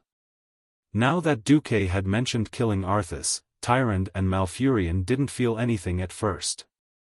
However, when Duque said that we have evidence that Arthas is using the skull of Gul'dan, one of the culprits of the first and second Dark Portal, to pollute and destroy Fellwood Forest, the two Night Elves couldn't sit still anymore. No one was more worried about the situation in the forest than the Night Elves. On their way here, Tyrande had already ordered her sentries to kill many satyrs, but the demons seemed endless. If not for the imminent invasion of the Burning Legion, Tyrande would have definitely turned back to Mount Hyjal and sent her troops to wipe out the entire Fellwood Forest. Now, with Duque's spoiler, they finally understood the root of the problem. Tyrande gritted her teeth, looking like she wanted the white tiger she was riding on to tear Arthas apart. Malfurion was even more unbelievable. The surging power of nature from his body made his long hair and beard float in midair. If his hair and beard were golden, he would be even more golden-haired than the Lion King.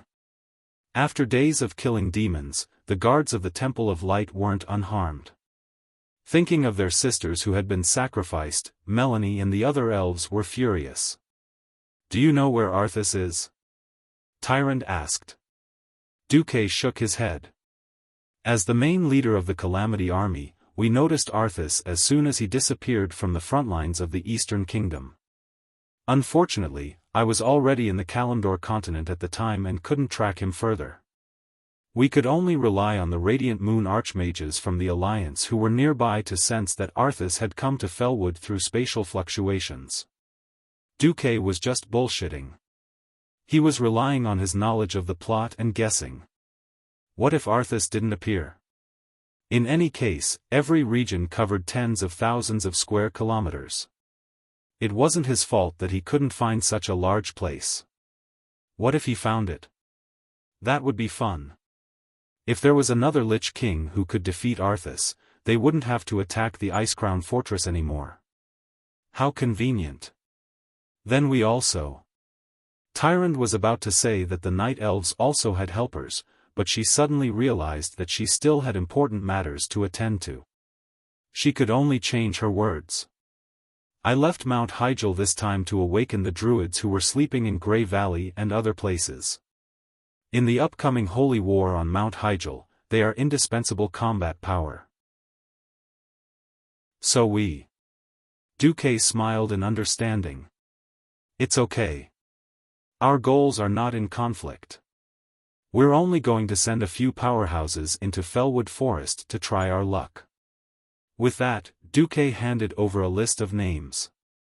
If it wasn't for the signs of the Burning Legion's arrival, the isolated Night Elves wouldn't have liked outsiders to enter. Since they had a common enemy in the Burning Legion, it wouldn't be a big deal to let a few humans and elves enter Fellwood Forest, excluding the prominent backgrounds of the people on the list. Tyrande heaved a sigh of relief. "Then it shouldn't be a problem. With just a few of you, aren't you worried that you won't be able to deal with that cruel villain Arthas?" Duque's eyes flashed. "You should be worried that he won't meet us." The confidence in his words made Tyrande and the other elves' hearts skip a beat, but then they were overjoyed. No matter what, a strong ally was always more reliable than a useless teammate. In fact, Duque was also secretly laughing in his heart. If the flow of fate hadn't collapsed, then the famous egg, Illidan Stormrage, would be making his appearance. In Azeroth, there were many famous heroes who had fallen into depravity that made the players sigh. Perhaps they all came from a good background, or they could have been heroes or saviors, but due to fate, they fell into the dark side. The former paladin Prince Arthas was the same. The original Prince Kael, was the same. Illidan, who was about to appear next, gave Duque a similar feeling. But unlike the previous idiots, Illidan wasn't an absolutely positive character from the start. Illidan was Malfurion Stormrage's twin brother. Like his older brother, the two brothers grew up together with priestess tyrant Whisperwind thousands of years before the War of the Ancients. Unlike his older brother, Malfurion, Illidan had no patience for learning the teachings of the Druids, even though both brothers had studied under the demigod Cenarius. Cenarius felt that Illidan's current condition wasn't suitable for him to directly learn the mysteries of nature, so he didn't teach him directly. Instead, he suggested that Illidan learn from Malfurion. This decision made Illidan feel defeated and humiliated.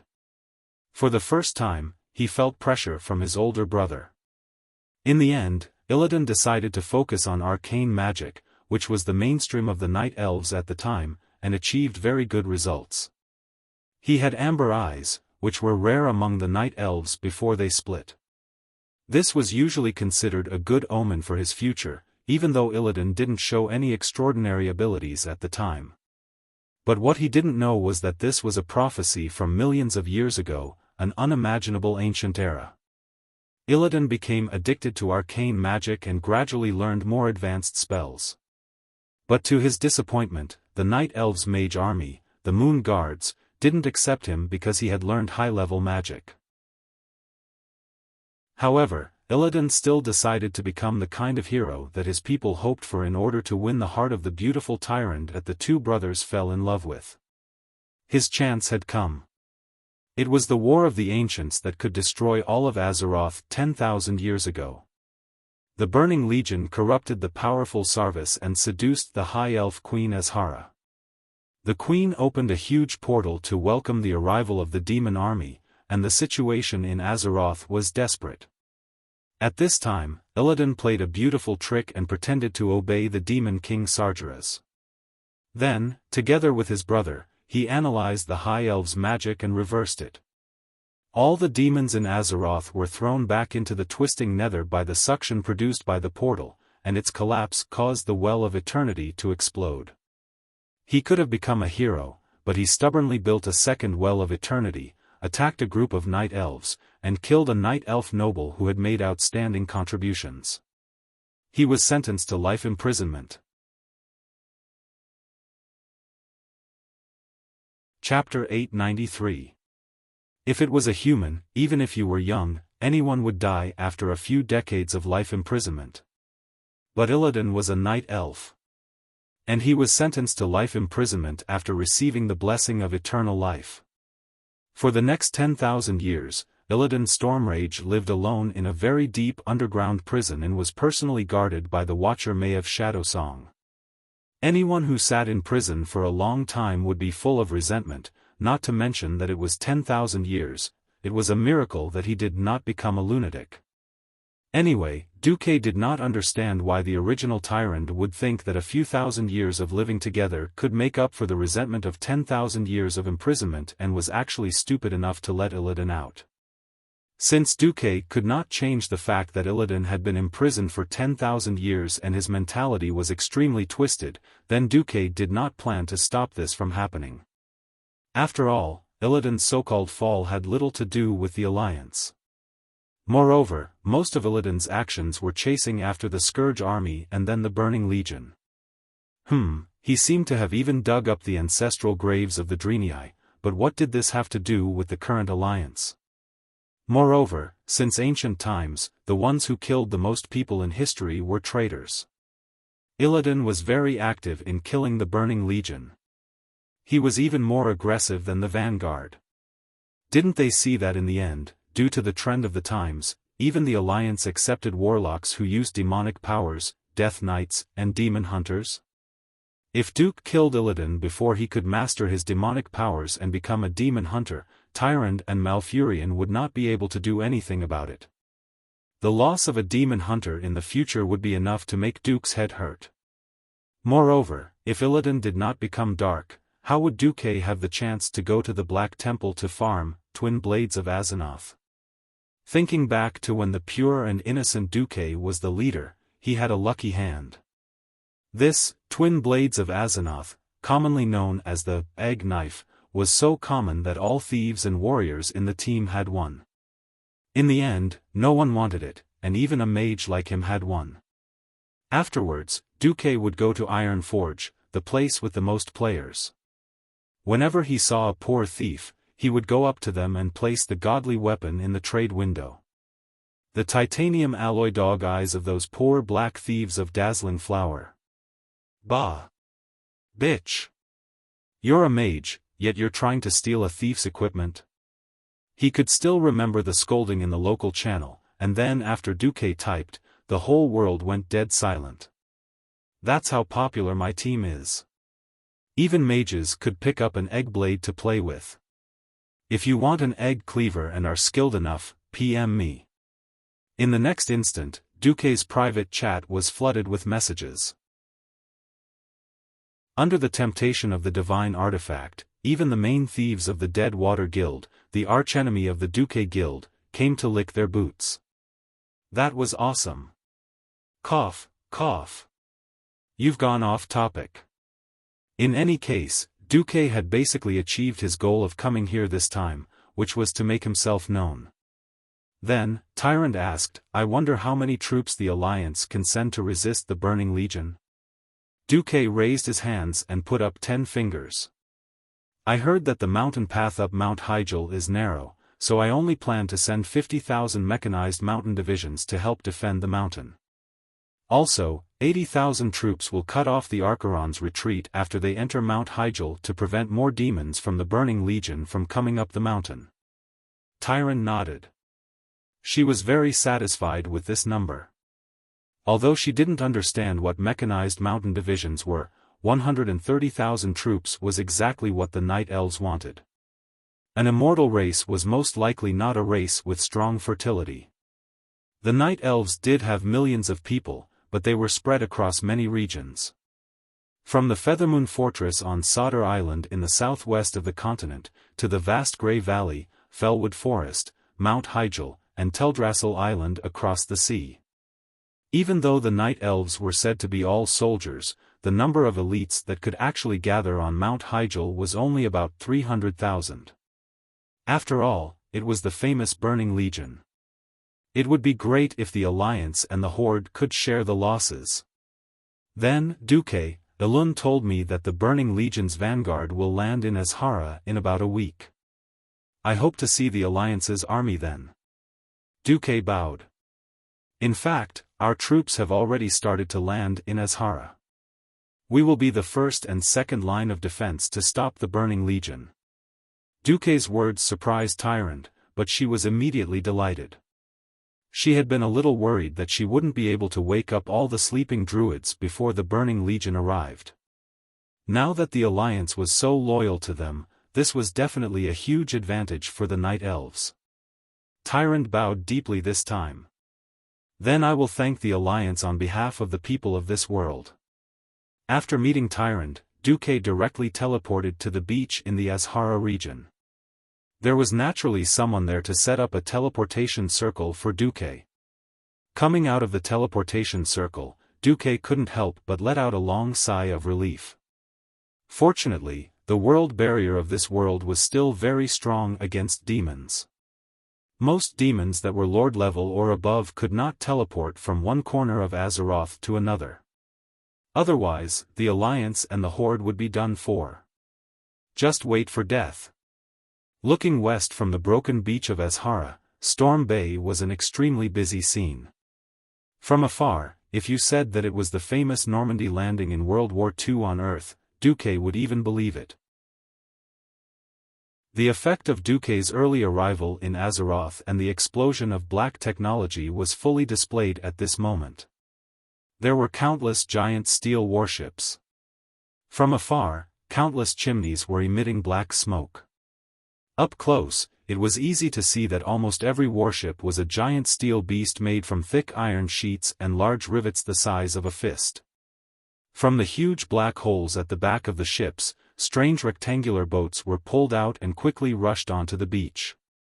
One after another, heavy steam tanks followed the road that the mages had reinforced with sand to stone, and drove onto the beach, entering the main road from Azhara to Grey Valley. In the ruins of Idraz near the main road, small teams of Alliance professionals could be seen everywhere. With the help of the beginner Dalajan mages, they cleared out the vengeful spirits in the ruins, the surrounding Naga, and all kinds of messy low-level demons, paving the way for the army to advance. Suddenly, a voice came. "Yo, Duque, I thought you were obsessed with the Night Elf High Priest and refused to come back." Duque bared his teeth. There weren't many people who could mock him so unscrupulously. It was a pity that Sylvanas was one of the few who could do so. Chapter 894. Queen Sylvanas today was beautiful. Now that she was a queen, she could no longer wear the outfit of her former ranger general. Of course, the general equipment was not changed, but the originally low-key green jungle equipment was all replaced with the gorgeous gold jewelry of the High Elves' aristocratic style. At first glance, Duque thought he was looking at the supermodels in Victoria's Secret before he transmigrated. Looking at the two long legs, as well as the exposed hemispheres and slender waist, please forgive the shameless Duke for swallowing his saliva. Of course, if one thought that the shiny silver crescent longbow in Queen Sylvanas' hand was some kind of decoration or a sex toy, it would be a big mistake. Taking a demon's head from 1,000 meters away was as easy as taking something out of one's pocket. Using a scimitar at close range to kill enemies was like chopping melons and vegetables. Sometimes, one's aura rose along with one's status and identity. She had not been a queen for long, but her heroic and noble aura made people feel a sense of majesty from a few meters away. If Duque was not a Grand Duke and the commander of the Alliance, he would not be able to suppress this fierce girl. Since they had kissed and hugged each other, Duke naturally wouldn't mind going up and getting intimate with the woman in his pot. If there wasn't another person around. Duque was a little annoyed. Because Jaina was there too. Although she was still wearing the same battle mage equipment, the changes were still obvious. First was the shiny silver crown. Duque was not surprised that the crown of Quell Tiras would eventually fall on Jaina's head. After all, she was the legitimate heir of Dellen's line. The key was that Jaina wore lipstick and light makeup today. In the past, in order to weaken her image as a princess and strengthen her identity as a mage, Jaina would wear a mage's attire all day and never wear any makeup. Of course, she was naturally beautiful and did not need makeup. But with makeup, her lethality was more than doubled. Before Du transmigrated, Japanese makeup technique was one of the 4 great evil techniques in Asia, along with Thai sex change, Korean plastic surgery, and Chinese Photoshop. Jaina didn't hesitate to use one of the 4 great evil arts today. Duke would rather not know why. Jaina was the first to step forward and perform a ladylike bow from a suitable distance. Of course, wearing a mage robe wasn't bad either. After all, she was wearing the same silver breastplate as always. Duque, thank you for taking over the negotiations with the Night Elves when I was depressed. Now I've sorted out my feelings. I didn't believe in fate before. There were some things that I thought would never come to me, and I had already given up on fighting for them. But since it's the will of the goddess of destiny, I have to fight for it no matter what. You're welcome. Duque tried to avoid the topic. Taking a deep breath, Jaina continued, however, I have to avenge my father and second brother. Before that, I will not hold a formal enthronement ceremony. If I'm lucky enough to kill Archimonde, then I hope that you, Duque, will do me the honor of attending my enthronement ceremony. At this point, Jaina glanced at Sylvanas, intentionally or unintentionally, I hope that you can give me the same opportunity as His Majesty Menethil and His Majesty Windrunner. On the surface, Jaina was talking about the royal family of Quell Tiras, but in reality, her attitude made Duque's teeth hurt. Beside him, Queen Sylvanas smiled without saying a word, which made Duque a little scared. Fortunately, the arrival of Turalian and the others diluted the awkwardness. Looking at the lineup, Duque couldn't help but smile, Turalian with Quell Zerum, Mograine with Ashbringer, Bulang Bronzebeard, Sidon Dathrahan, Sylvanas, Lillis, Riataline, Jaina, Ronan, Prince Kale, Thats, and 2 master astromancers. If he, Duque, and Tyrande were added, it would be an all-star team of 15. It was precisely because he was worried that the Burning Legion would cause trouble that Duque had mobilized almost all the Alliance's powerhouses that he could.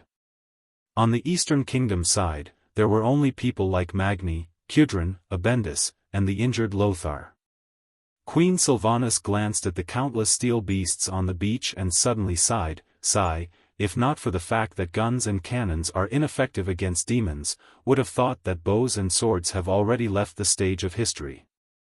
Duque was a little embarrassed, and Bulang was a little naggy.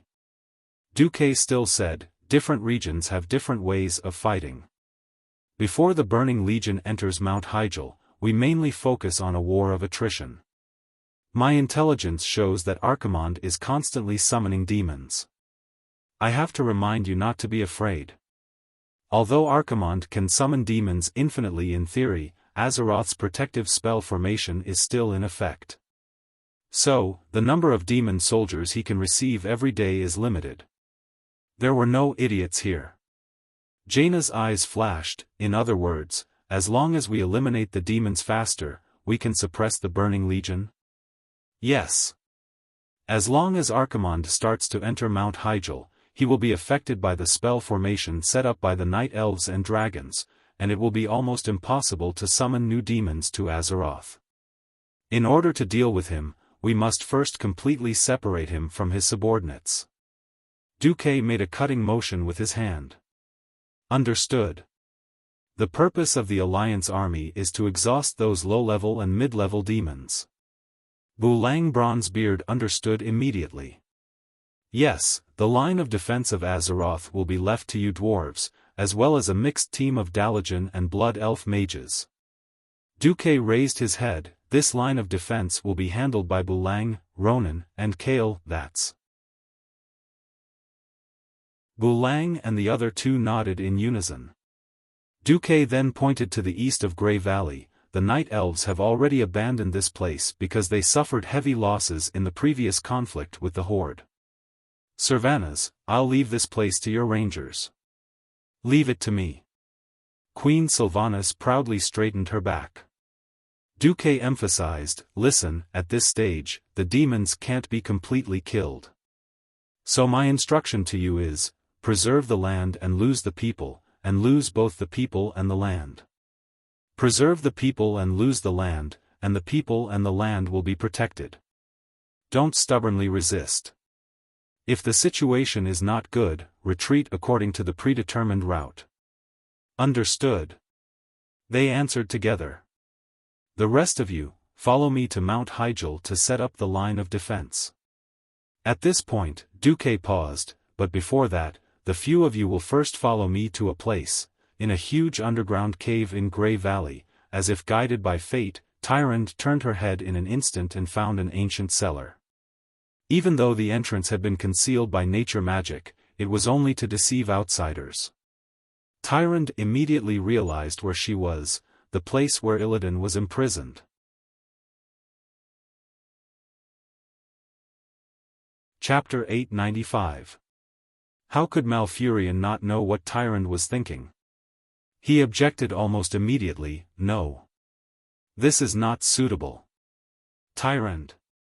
Illidan, he. But before he could finish, Tyrande interrupted him, we need a true powerhouse.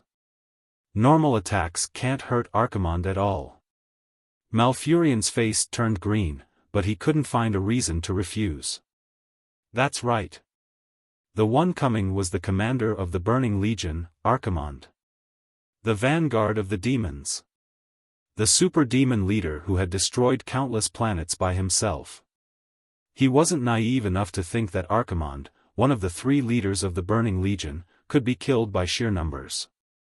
If it was possible, there wouldn't be the terrifying legend of Archimonde beating the world. But the Night Elves didn't have many powerhouses who had entered the realm of heroes, so they could all be killed with a single slap. Malfurion was suddenly a little envious of the alliance. Just looking at that Duke Marcus, although he didn't make a move and was even showing weakness, Malfurion and Tyrande could faintly feel that if he made a move, apart from the two of them, none of the night elves present would be able to survive. In ancient times, when the night elves and high elves were still one family, super powerful mages like Duque who had the power to destroy an entire city were not uncommon. Savi's was like that, and so was Queen Azhara. But the strong wouldn't find weak teammates to help. From the list of people that Duque had voluntarily provided to kill Arthas, it was easy to deduce that the Alliance definitely had many top powerhouses. Malfurion still wanted to object. Tyrande, have you forgotten? How did Illidan end up in prison? Besides, after 10,000 years of imprisonment, we still don't know how he is now. If Malfurion wasn't Illidan's big brother, he might even say something like, "You released another demon to deal with one demon." Of course, this was impossible. After all, it was Illidan who had made a huge mistake, and Malfurion had single-handedly protected him. But 10,000 years had passed, and perhaps the little bit of affection from back then had long been worn away by endless loneliness and torture, turning into hatred. Tyrande hesitated as well. However, any intelligent creature would be easily swayed by emotions. Even though they hadn't seen each other for 10,000 years, Tyrande still made up her mind to release Illidan when she thought of the three of them living in harmony 10,000 years ago. After all, blood was thicker than water. Under Tyrande's insistence, Malfurion had no intention of remonstrating. However, when she reached the cage, Tyrande received a firm rejection. The guard replied, "Illidan's Stormrage is the most unforgivable of sinners. If Malfurion and you hadn't protected Illidan back then, he should have received the cruelest death sentence a long time ago." These guards were all diehard fans of Warden Mayev's Shadow Song. It just so happened that Maiev had temporarily left to provide support due to another prison being attacked by demons. Tyrande was furious. "I, the High Priest of the Moon Goddess, Tyrande Whisperwind, am the true leader of the Night Elves. I order you to open the prison and release Illidan's Stormrage. Forgive me for not being able to comply." The leader of the guards replied. However, the words of one of the guards behind her completely ignited Tyrande's anger. This sentence was spoken in the ancient language of the High Elves. Of course, the words were even more vicious and bitter. Elegantly translated, this sentence was, "You still pretended to be so holy after coming back from the demons. Now, you finally can't help but want to take your lover back." This was no longer a matter of being overwhelmed by anger. After Queen Azhara's group of High Elves fell and were cast into the deep sea, the Night Elves experienced two more upheavals before they formed the religious kingdom of Elun that was centered around nature. The first time was when the remnants of the High Elves led by Dithrima were exiled and renamed the High Elves. The second time was when the Druids, with Malfurion as the core, announced their neutrality and gave up their political rights. However, they formed the Cenarian Circle, an interracial organization that worshipped nature. Thus, Tyrande, who originally wouldn't start a massacre, gave the order, "Kill. Kill until blood flowed like a river. Kill until heads rolled." Finally, she even had her subordinates carve the reason for the massacre on the wall as an explanation to Maev's Shadow Song. In a sense, it was also to help Illidan, who was about to be released. Was there really nothing wrong with being imprisoned for 10,000 years by a guard who hated him? Who would believe that? When he opened the prison door and saw Illidan's Stormrage, who was bare-chested and muscular but had his eyes covered, Malfurion still felt that something was wrong. His little brother was too calm. The saying that love begets hate, and hate begets love wasn't without reason. Only when one cared would there be emotional fluctuations. If a few of their own died, they might not be able to take it. But if 10,000 ants died in a faraway land, who would feel anything? The moment Malfurion saw Illidan, he felt that something was wrong. However, Tyrande, who he loved deeply, had advocated for Illidan, so he could only silently watch as Tyrande told him about the Burning Legion. The leader of the Burning Legion, Archimonde, is about to destroy Mount Hyjal, the World Tree, and devour the Well of Eternity. Illidan. Our people need your strength to once again resist the Burning Legion. Tyrant spoke passionately, but Malfurion's heart sank. If Duque was here, he would definitely scoff.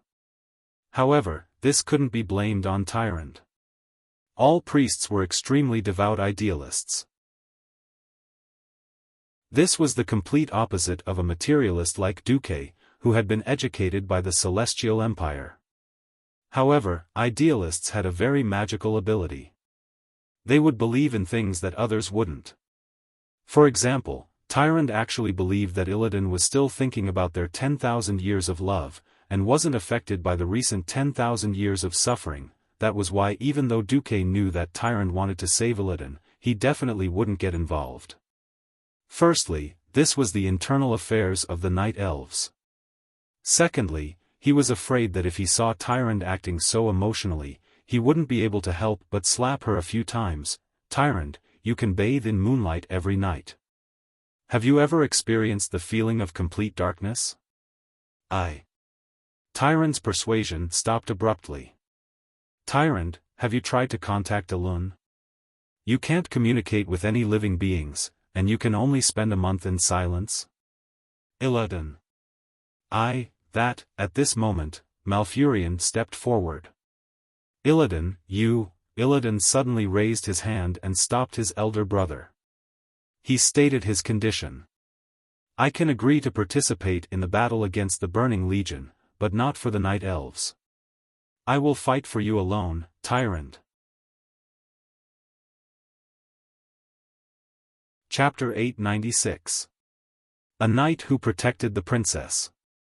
That sounded good, didn't it? Unfortunately, Tyrant was destined to be unable to return this feeling. In the world of love, she had already sentenced Illidan to death. Illidan, who had rebelled, could not become the partner of someone who believed in nature and the way of Elun. Biting her lower lip, Tyrant's breathing quickened. She knew that as long as she gave a hint, a powerful hero would become a fighting force for the Night Elves. Could she do it? Malfurion, who also adored her, was watching from the side. She could only remain silent. Silence was her answer. She hoped to have Illidan as a fighting force, but she did not want to make any promises on personal matters. Illidan smiled. He stretched his muscles and then walked to the room that stored his unique weapon not far away. He took out the famous, Azeroth's dual blades, from the future. There were two of these two green crescent-shaped double-headed blades. Although their shapes were special, they were classified as one-handed swords. This set of legendary weapons originally belonged to the Burning Legion's Eridar Apocalypse Guard officer, Azeroth. Before the cataclysm of the Ancient War, Azeroth was killed by an egg. Illidan stole Azeroth's weapons. 10,000 years later, Illidan could use them even better than the old owner of the blades. His greatest characteristic was his insane attack speed. When he activated the special effect of his greatsword, he was like a tornado. Even a thumb-thick piece of sashimi or an egg could be evenly sliced into hundreds of pieces in just a second. Not to mention the enemy. Holding a pair of dual blades of Azeroth was like automatically learning lying corpse swordsmanship. With a gust of wind, all the enemies were lying on the ground. Regardless of whether Malfurion thought it was cool or not, if Duque was here, Illidan's action of crossing the blades behind his back would be super cool. Alright. What do you want me to do? I heard that the Burning Legion's vanguard is using a magic weapon called Gul'dan's Skull to pollute the Fellwood Forest. Malfurion and I are going to awaken more sleeping druids. Can I trouble you to purify the Fellwood Forest first? No problem. And so, Illidan led more than 100 archers and huntresses to the Fellwood Forest. The air of freedom didn't taste all that good. Because what was echoing in the air above Fellwood Forest was a scent that he was incomparably familiar with 10,000 years ago, the scent of demons. The night elves around him could not understand Illidan's thoughts. They were simply following Tyron's orders and following Illidan.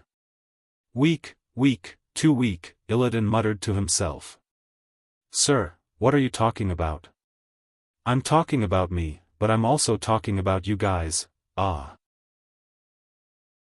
The huntress leader's face immediately turned red, and she raised the spinning blade in her hand. I've been trained for 2,000 years, she babbled on, but Illidan wasn't listening. His thoughts had already returned to the ancient war 10,000 years ago. It was an era where demons danced wildly, and it was also an era where experts came forth in large numbers. The sky was filled with powerful dragons, but even the dragons that covered the sky were unable to resist the terrifying attack of the Burning Legion. As the ancient war gradually became more and more intense, the anger of the Burning Legion almost drove people to desperation. Even today, the new generation of night elves regarded the flying dragons as the most powerful existence, but they still continued to fall from the sky like dumplings. In that battle, Illidan desperately tried to stop the army that attacked Fort Raven. He constantly used mana burn, a terrifying skill that did not even let go of his allies.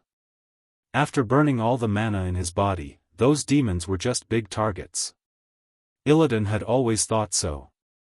Compared to the efficiency of killing the enemy, the moon guards on his side were not worth mentioning after losing their mana and even their lives. Unfortunately, because of his extreme fighting style, he was removed from the position of leader of the mage army. This blow made him even angrier. In the end, Illidan also left the Night Elven army, but he embarked on a completely different path from his brother. He thought that arcane magic could not gain an advantage in war, so he turned to trying to understand and control the power of demons. For this, Illidan chose the most direct method, pretending to join the Burning Legion. Sargeras was very satisfied with this. He personally injected a great amount of power into Illidan through the portal, but this also made Illidan realize a despairing fact: the army attacking Azeroth was just a drop in the ocean. In the countless broken worlds of the twisting nether, there were more hungry demon armies than there were stars in the sky, and they were even more incalculable. What was more terrifying was that the demons could not be killed outside of the twisted nether. Unless their souls could be destroyed, their souls would return to the twisted nether, and soon they would reform into a new body.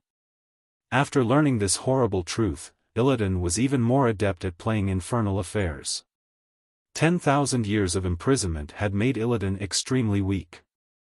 An instinctive hunger kept tormenting him in his body.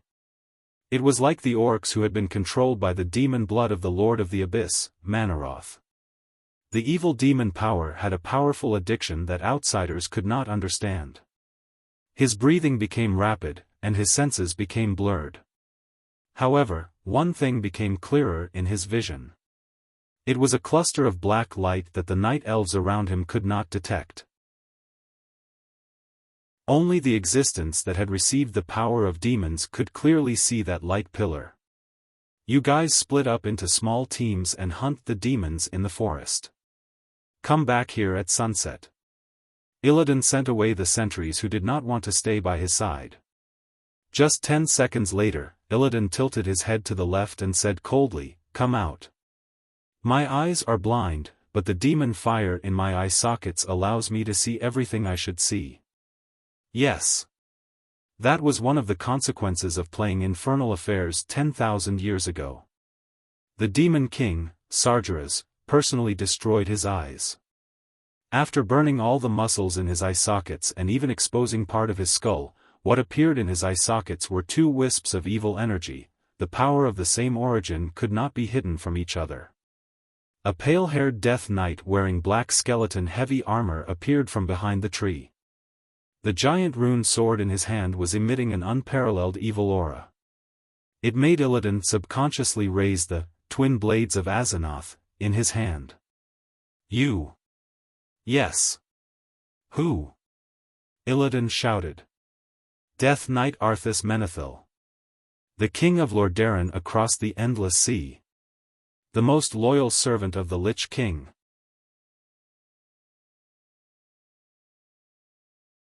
Chapter 897. Illidan's muscles twitched. If he still had eyes, it would have been a squint. Before I kill you, you better tell me why you're here. Huff. The air seemed to pass through Arthas's cold nostrils and escape to the outside world, but Illidan could sense the purity of the dark power in Arthas's body. Do you know what is corroding the Fellwood forest? The skull of Ghoul Dan. Illidan's lips curled into a mocking smile. Arthas was caught off guard, but he quickly reacted. You're right. But you're only half right. What do you mean? As if subconsciously, Illidan pointed the crescent blade in his right hand at the Death Knight's chest. It's the skull of Ghoul Dan. But you can't imagine how powerful this divine artifact is. Illidan was silent. Arthas' voice was full of temptation. As long as you absorb the power inside, with your talent, it's not impossible for you to become a demigod. Suddenly, a mocking smile appeared on Illidan's face again. If it's so powerful, why don't you use it yourself? Arthas spread his hands. Because I'm no longer alive. The dark power I use is born from the Burning Legion's dark powers, but it's different. To be precise, I use the power of death. Do you really think I'm asking about this? Illidan was already in a fighting stance. Arthas could only explain. My master, the Lich King, will be happy to see you steal this divine artifact from the hands of the demons. Ever since Archimonde descended, the scourge was taken over, and my master is not happy. He thinks it's necessary to teach those arrogant demons a small lesson. Of course, as subordinates of the Burning Legion, we can't do it ourselves. When Arthas said this, Illidan finally smiled. This explanation made Illidan finally happy. As someone who had once joined the Burning Legion, even if it was just an act, he knew more about the Burning Legion than most creatures in the world. Any large organization in the world would definitely have its own faction. Other than the core of the Burning Legion, which was the Eridar clan, which was also known as the Demon Clan in the eyes of the people of Azeroth, there were also the Dreadlord clan and the Abyssal Lord clan. It was not surprising that there was an additional Undead clan. Although none of them were good people, when it came to sincere cooperation, it was really laughable. From Tyron's brief explanation, Illidan knew that the Scourge army had been fighting for their lives in Azeroth for more than 10 years. Then, as soon as the Archerons arrived, they were taken advantage of. Illidan readily accepted Arthas's explanation. All right. I'll go to the Skull of Ghoul Dan. Once I find out that you lied to me, even if I have to chase you to the ends of hell, I will let you taste the taste of pain. Just like that, the two men who stood at the peak of experts in this era separated from each other with their own little secrets. Arthas looked at the place where Illidan disappeared until she could no longer sense the evil night elf hero. She laughed coldly, poor clown. Dance on the palm of His Majesty the Great Lich King. Originally, this little story would have ended here. Illidan would have fallen again, and the Lich King's Scourge army would have used this opportunity to escape from the Burning Legion's control. But, just as Arthas called for Kel Thuzad to open the portal, an accident happened. Crack! Without any warning, a golden light suddenly shot out from the void that was supposed to open the portal. Even though Arthas had fought many battles, he only had time to pull out a half-parry posture. It was a terrifying golden light that seemed to be able to split the entire chaotic dark world in half. The left shoulder of Arthas's epic armor was instantly shattered and evaporated in the golden light. Who is it? Although he was not injured, Arthas's shocked and angry voice was like that of a seriously injured beast. He had no idea who was sneaking up on him. Why would there be such a pure holy light user in the territory of the Night Elves who believed in the doctrine of nature? This was not some random paladin. The ones who came were definitely those who stood at the peak of the paladins. Arthas, who was screaming, did not intend to sit still and wait for death. Come out. My servant. An evil black aura suddenly exploded from his body. It was like throwing a big bomb into a calm lake. The sudden burst of dark power summoned more than 100 elite skeleton monsters in one breath. Some were giant bears that had been dead for a long time, and some were half-rotten nightsaber. They all broke through the shackles of the soil from all corners of the forest and crawled out to answer the call of their new master. However, it was useless. Another beam of golden light shot out from the void. It was different from the golden light just now. If the previous one was an invincible sword light, a sharpness that could cut through everything, then this one was a heavy hammer that could crush everything, a light that could purify the world. Arthas was incomparably shocked to find that the undead he had just summoned had actually turned into ashes in an instant. Around him, less than 10 centimeters above the ground, purple portals suddenly opened one by one in the air. What followed was a group of people that Arthas absolutely did not want to see. Alessandro? Are you here to avenge Tarina's? Arthas bit his lip. Humph. You killed the king's father's unfilial son. You have no right to call your father and me by name. Mograin's face was ferocious, and he looked like a small sun burning with golden flames. Arthas, after you killed your father, have you ever regretted it? As if he was joking, but also as if he was talking about something extremely serious, Sidan Dathrahan, who was carrying a huge long-handled war hammer, stepped forward from the left of Arthas. Don't talk too much to this fallen. Destroying evil is the duty of us holy light guardians. On Arthas' right, Turalian pointed the divine sword, Quell Zaram, at Arthas' neck. Just these 3 paladins alone were enough to make Arthas' scalp tingle. And that was not all. Behind him was Duque, who had his arm around Queen Sylvanas' waist. A little further away were Lillis, Riadaline, Jaina, Ronan, and Kale, that's. Other than Jaina, who seemed to be joining the battle, the other 4 were obviously guarding against the reinforcements that Arthas might find. An inescapable net. No way out. No way out. Fear from the depths of his soul spread throughout Arthas' body.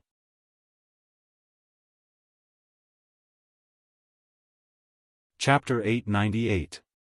How is this possible? Why would Duque and his strongest subordinate appear here?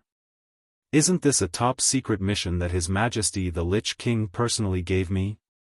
If Arthas could still sweat right now, then it would definitely be drenched in cold sweat. Other than the Lich King, only he and Kel Thuzad knew about the matter of seducing Illidan. Unfortunately, there was no time for Arthas to think about life. The dazzling light arrived in a flash. Along with his long golden hair that fluttered in the wind, Mograine was even more terrifying than a roaring lion with its bloody mouth wide open.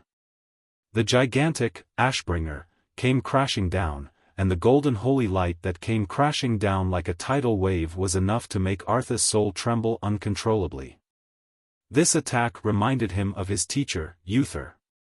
Perhaps this golden light was not as pure and holy as Uther's. It was even mixed with anger that could be exploited in the eyes of a schemer. However, hatred of evil was also a powerful spiritual power. Under the extremely exaggerated enhancement of this divine artifact, there was a moment when Arthas felt that her power of darkness was as insignificant as a boat that was about to be engulfed by a monstrous wave. If Arthas was still the Arthas who had just killed his father and had not yet completely fallen, he might have been defeated by this attack. Things were different now. He was not afraid of a mere Mograine. Invincible. The Death Knight called out to his beloved horse. The undead warhorse, which had been dead for a long time and had long been firmly connected to Arthas' soul, leaped out of the void. In the blink of an eye, it had already become one with Arthas and his horse. It was a charge that was almost beyond the limits of what the naked eye could see. Mograine's furious attack easily turned the 120-degree fan-shaped area in front of him into dust. Arthas and his beloved horse weren't within this range, and they managed to rush out at the last moment by a hair's breadth. If not for Turalian's extremely calm interception, Arthas' escape would have been perfect. However, Turalian, who was known as the calmest and most intelligent of the 5 silver saints, had the most vicious attack. He took a big step forward and swept his sword horizontally. It looked like an extremely slow sword, but just when you thought it was far away, it was already within your reach in the next instant. Just when Arthas thought that there was only 1 foot left, the golden edge of the divine sword had already sliced open Arthas' eyes. Left with no other choice, Arthas abruptly sucked in her abdomen and tilted her neck back to avoid Turalian's attack. Turalian's attack was obviously an open and aboveboard attack, but it looked like a sneak attack. At this time, Saidan's holy warhammer arrived. Unlike her 2 rich companions who had divine artifacts, Saidan's warhammer was only of the epic grade. Of course, he did not dare to fight the famous Frostmourne head-on. However, as one of the 5 silver saints and the most skilled holy knight, he was the first holy knight to be able to use his hammer so skillfully. His steps were steady, and he always left some leeway in his advance and retreat. Then, the feeling that his hammer gave others was an embroidery needle. He was clearly aiming for Arthas' left shoulder, yet the hammer had landed squarely on the right side of her ribs. Arthas hurriedly adjusted the position of Frostmourne, but without even making contact, the huge hammer was easily swung away. By the time Arthas realized that this was an incomparably gorgeous feint, Mograine's next sword had already swept over with the Holy Knight's holy seal. Arthas croaked, "Despicable! Is this the way of justice of holy knights?" As soon as she finished speaking, the 3 holy light blasters immediately sprayed. Humph! Justice only exists between the people of conscience. Turalian was the most polite. Fallen one. Receiving the ultimate judgment is your only fate. Mograine fired directly. You want justice? I have the holy seal of justice here. Come, take it. Saidan was as glib as ever. Beside him, Duque was also speechless. Was this idiot really stupid? Talking about justice with a bunch of people who were born as swindlers? A holy knight who could not use holy light to fool the enemy was not a good holy knight. Hadn't they heard of the story of the 5 kidney warriors and the goddess that could not be told? Not only were holy knights unkillable, if you really wanted to reason with them, you would not be able to deal with them. Perhaps this was why when Du dueled with a holy knight in the game, it would often turn into a bladder match, and whoever could hold in their urine the best would win, but in a war of attrition, Arthas with a normal brain knew that it was disadvantageous. The 2 holy light artifacts were a great threat to him. If it was a one-on-one, he was confident that he could win with the shameless trait of Frostmourne, but 1 against 2 was already a bit difficult. 1 against 3. Unless he opened up a gap in a short time, he would be exhausted to death. This was what Duque planned to do. After all, Arthas was not the Lich King who could beat up many strong people. So he knew that Arthas would definitely choose to break through. And the direction to break through was naturally, Saidan Dathrahan. Among the 3 muscular men who were besieging the idiot, only he did not have an artifact. If he did not break through, who else would he break through? After hanging around in Azeroth for so long, Duque had figured out that the first prerequisite for the so-called hero domain was to become a professional who was proficient in the 3 major talents of the profession. For example, if a mage was not proficient in frost, fire, and arcane, they would be embarrassed to call themselves an archmage. As one of the 5 silver saints, Saidan of course liked to play with a 2-handed hammer. Like playing golf with a fly ball, a downward swing would directly hit a zombie's head dozens of meters away. This was his favorite entertainment on the battlefield. But against Arthas, Saidan could not be too careful. In the face of the counterattack of Frostmourne, since he was holding a 1-handed hammer in his right hand, Saidan's left hand was, of course, a shield. The epic shield that directly blocked was unsurprisingly destroyed by the rune greatsword. So what? Saidan had already predicted that the shield would explode. Even the direction of his arm to block was parallel to the magic sword. The moment the shield exploded, he directly diverted the force and dodged. Anyway, Mograine and Turalyon would be able to kill him in the next moment. What infuriated Arthas the most was that Dan had brought more than a dozen epic-tier shields with him. He was constantly conjuring shields from his storage space. Even if one of them was destroyed, he would immediately replace it with another in the blink of an eye. One had to know that Arthas was almost taking the fierce attacks of the others. After dodging Mograine's slash with great difficulty, he had to take several attacks from Turalyon on unimportant parts before he found the opportunity to attack Dan. Not to mention, he was also taking the surprise attacks of Sylvanas and the woman he once loved the most, Jaina. Chapter 899. It was no exaggeration to say that Arthas hated most of the top powerhouses of the Alliance. He killed his father and caused the blood of Rotterdam, Dalagen, and Kuel Salis to flow for thousands of miles. Even if it was not a direct hatred, it was an indirect one. Hence, when Sylvanas drew her bow, she even bit her lips. Scarlet blood seeped from the corner of her mouth. Those who did not know better would think that she was injured. Injured? Yes. That was the psychological injury caused by the destruction of Queen Xi's favorite forest.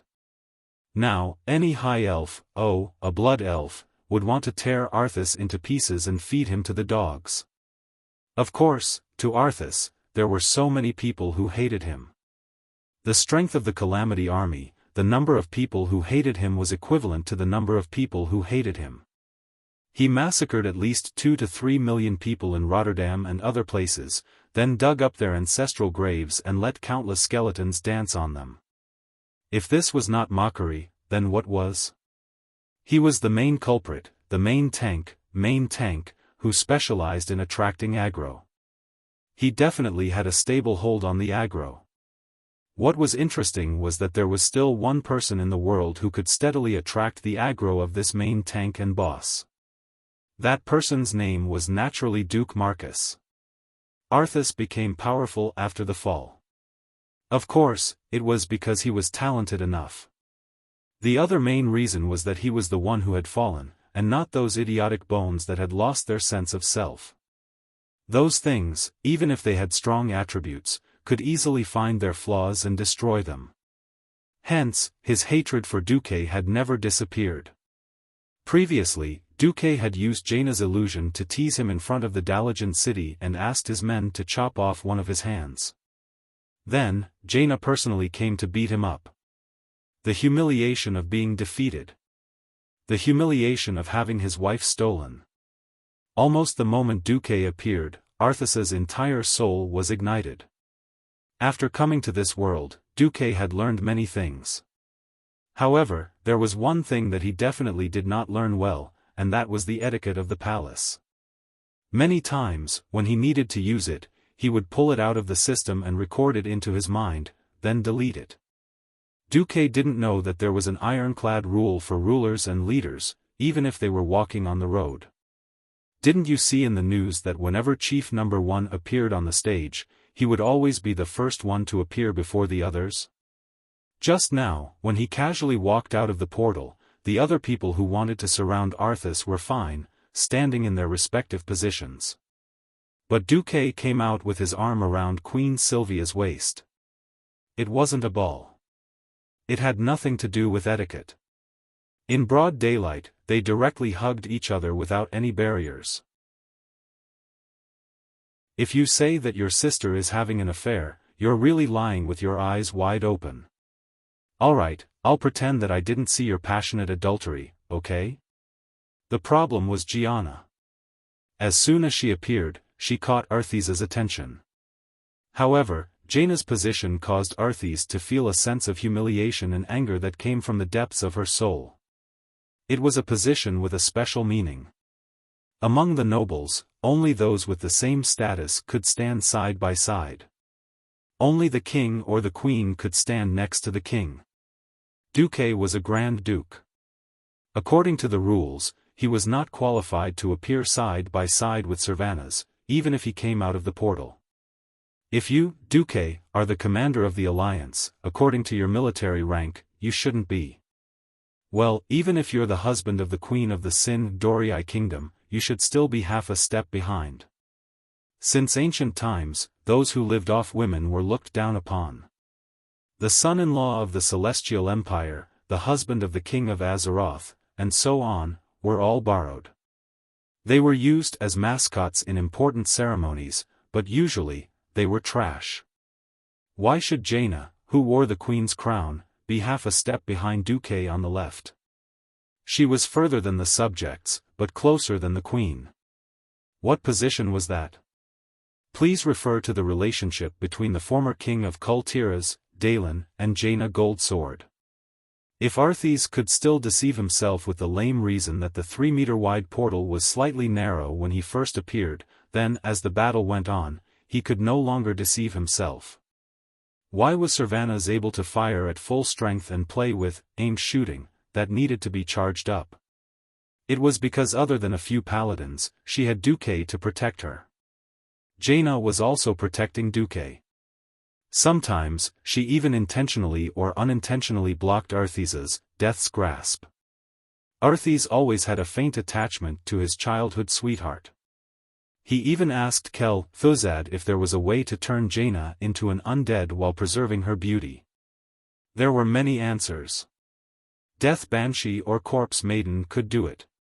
Finding a chance to make Jaina's soul fall, then turning Jaina into the person of his dreams through an evil death ritual. Then, he would rule Lordaeron forever. This was one of the few dreams that Arthas had other than licking the Lich King. Arthas had always been paying attention to Jaina. Many of the cult of the damned who were lurking among the humans kept leaking information to him. Ordinary believers were purely spiritual depravity. They did not have any evil power in their bodies, so the holy light could not detect them. He also knew that Jaina's engagement was broken off by Duque. This was undoubtedly a great humiliation to the female side. Arthas even felt that his chance had come. But now, everything was broken. He never thought that Jaina, who had already broken off the engagement and inherited the throne, would still be protecting Duque and Duque's new love. This kind of discomfort was 1,000,000 times more painful than being thrown into the flames of death. He finally couldn't take it anymore and roared at Jaina.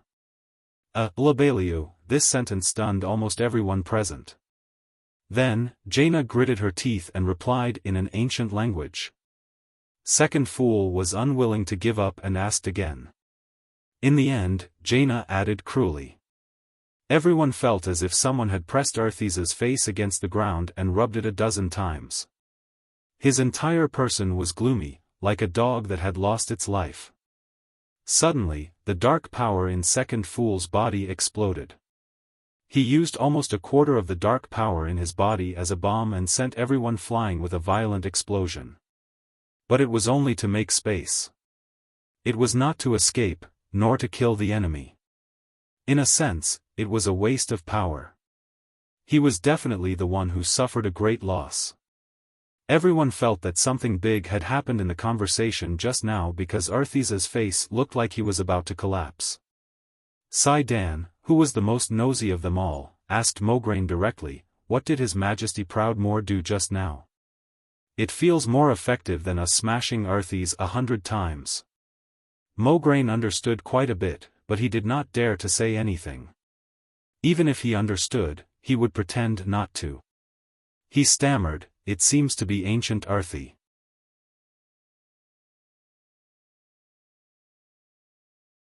Chapter 900. 2,800 years ago, Thoradin the Great unified the human race. The Arathar Empire rose from the Arthi Highlands, so the ancient Arthi language was the predecessor of today's common human language.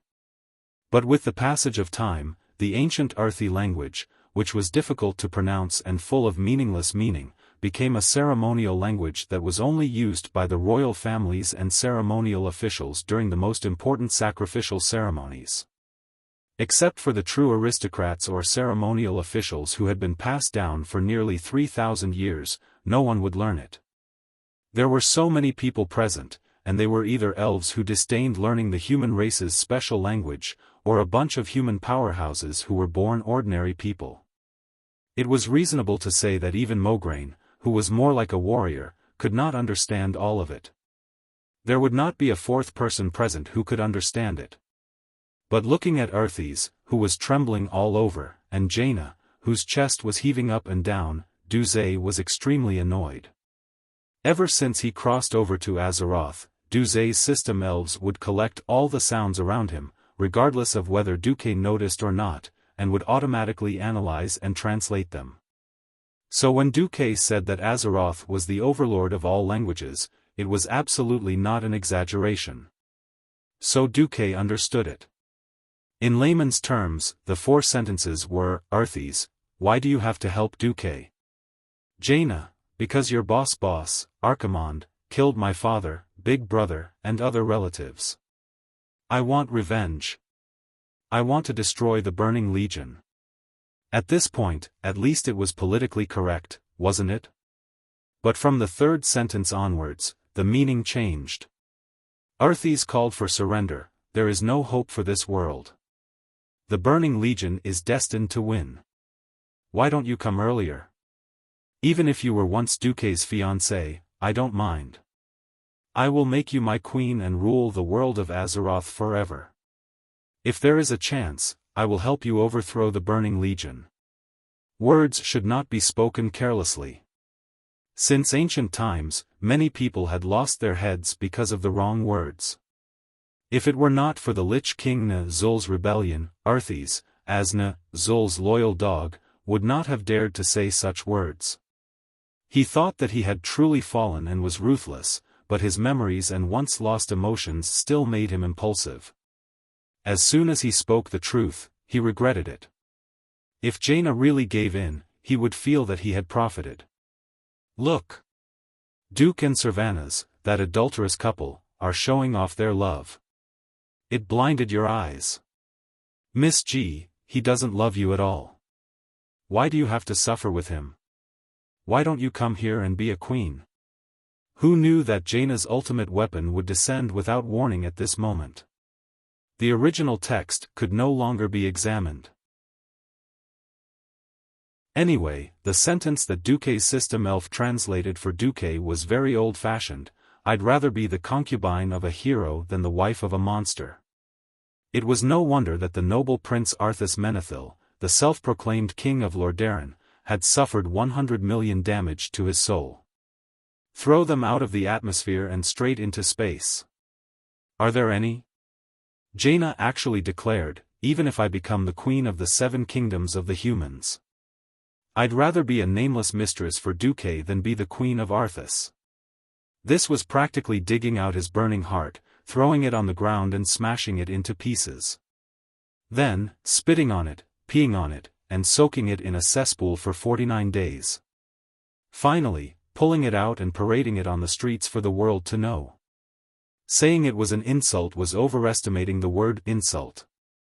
Tie his body to the pillar of shame and whip it for 10,000 years was not enough to describe the humiliation he had suffered. Arthas broke down. On the other side, Duque bared his teeth and thought, damn, no wonder Jaina became the heroine of history. With this mockery, she is clearly the #1 main tank in the alliance. What was tragic was that Duque had to pretend not to understand. He asked Jaina with concern, what did you say just now? Why did Arthas' expression change so much? Even though Jaina was thick-skinned, she still felt ashamed when she recalled what she had said in a fit of anger. Even the fair skin above her breastplate that was exposed to the air was flushed seductively. Oscar Award winner Best Actress Jaina puffed out her chest and sucked in her stomach as she spoke righteously. She looked as if her skin was flushed due to excessive excitement. This despicable and shameless demon who killed his father and teacher and slaughtered millions of lives of various races actually has the cheek to ask me to be his empress. I have mercilessly rejected him. Damn it! Truly merciless. The future Lich King, a superboss who was originally an incomparably famous villain in history, was completely trampled on by you. Alright. A certain Du was secretly delighted in his heart.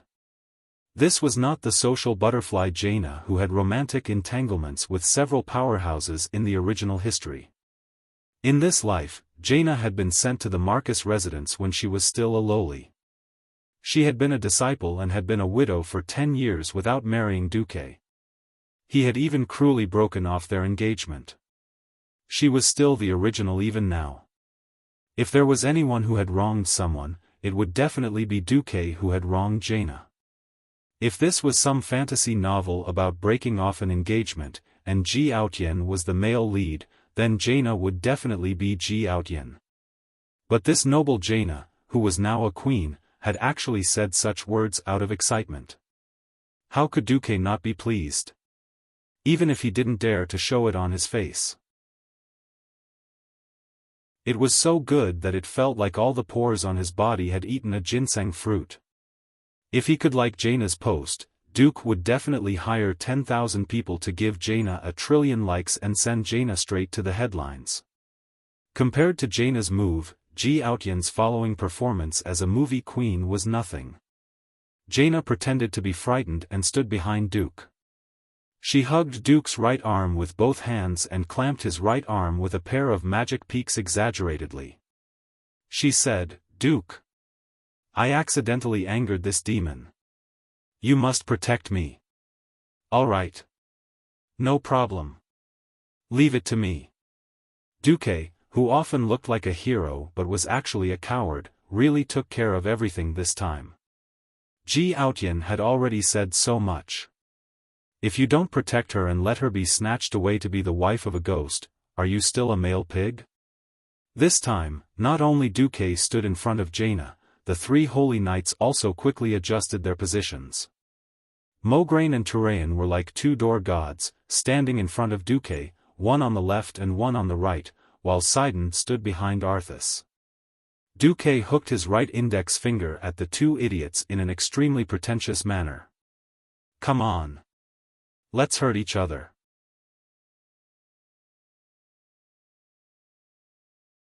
Chapter 901. Mutual Damage. My *SS.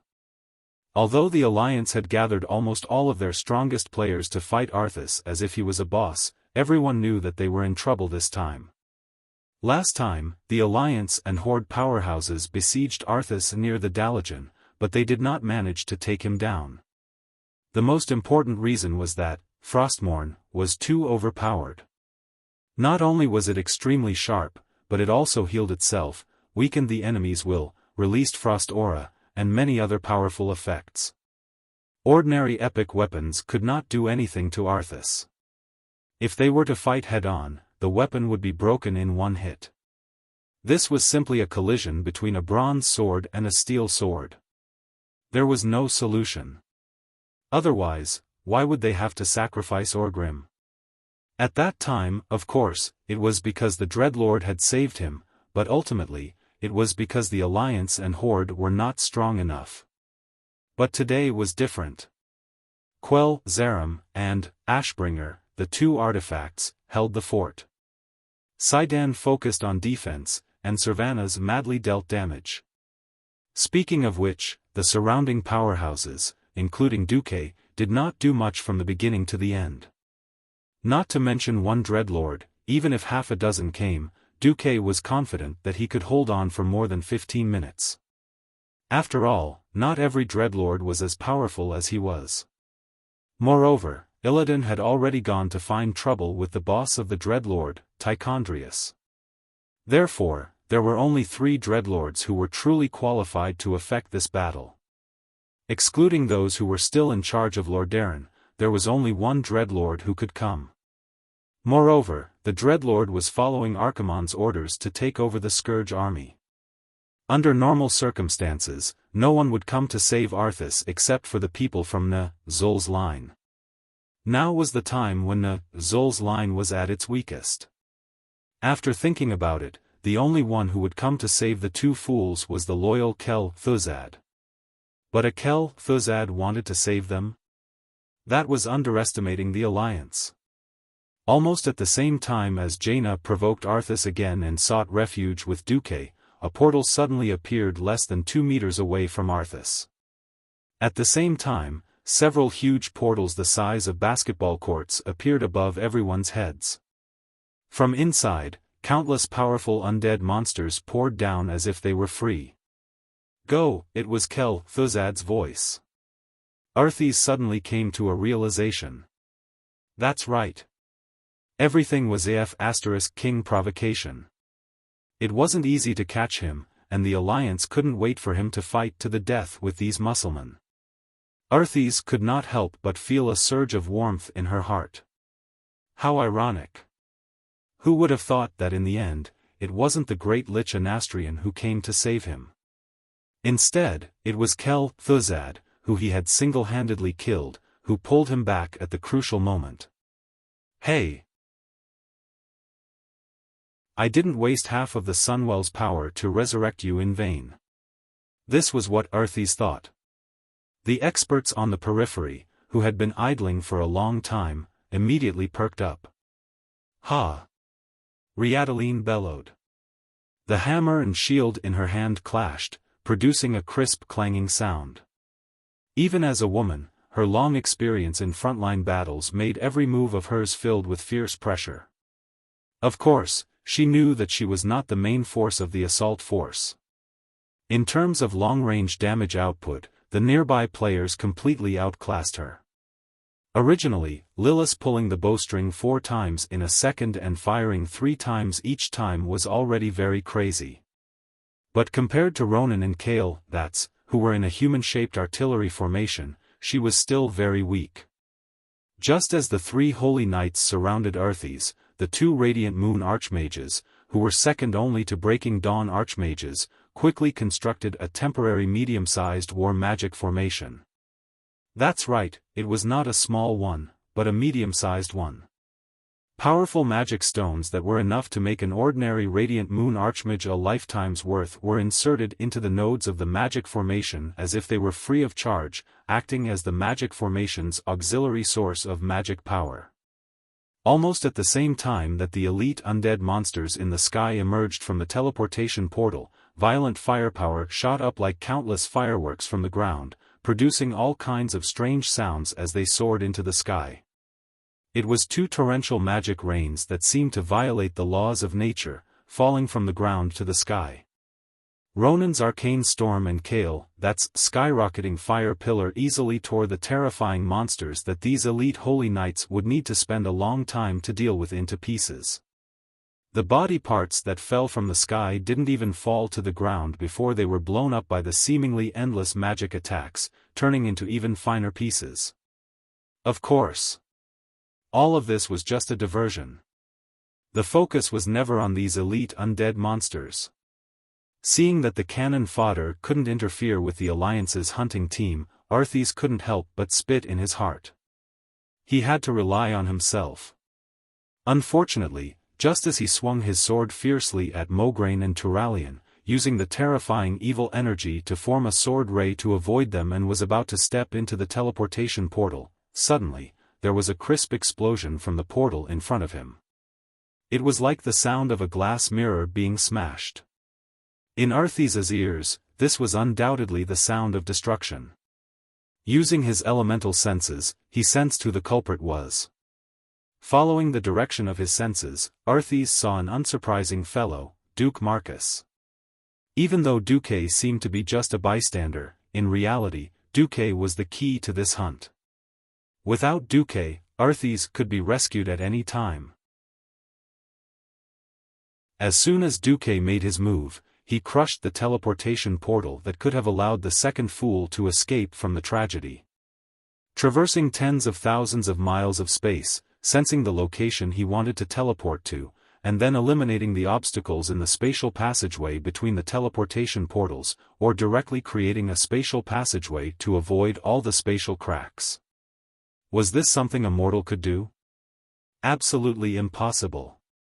Before the magic civilization had gone through a few transformations in Azeroth and then flourished, the teleportation portal was the patent of the Radiant Moon Pharaoh and above. If one wanted to use it well, one had to be at least a Breaking Dawn. It wasn't that Duque's spatial magic was completely superior to Kel Thuzad's, but that Duque had the advantage of being closer. At this time, it was already very impressive for human archers to be able to shoot 50 steps on flat ground. Any further and it would be useless. It was the same for magic. The further the distance, the more power was reduced. Kel Thuzad, who was still in Lordaeron, wanted to cross space to save the second fool, but did he ask Duque? Duque didn't even need to spend a lot of effort to crush Kel Thuzad's unstable teleportation portals. Arthes's entire body convulsed. He was angry. Not only was he angry at Duque for kicking him into a corner, he was also angry at Duque's actions.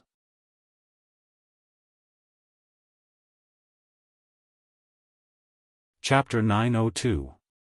That was because it wasn't Jaina who was hugging Duque, but Duque, who was acting righteously, was protecting Jaina. Yes, he was hugging her back with his right hand, while his wrist went under Jaina's armpit and hugged her. Although the claw seemed to be subconsciously resting on the right side of her breastplate, it looked like that bastard Duque was holding her breasts. Jaina wasn't an idiot, nor was she an ordinary woman. The ice element surrounding her body was connected to her magic circuit.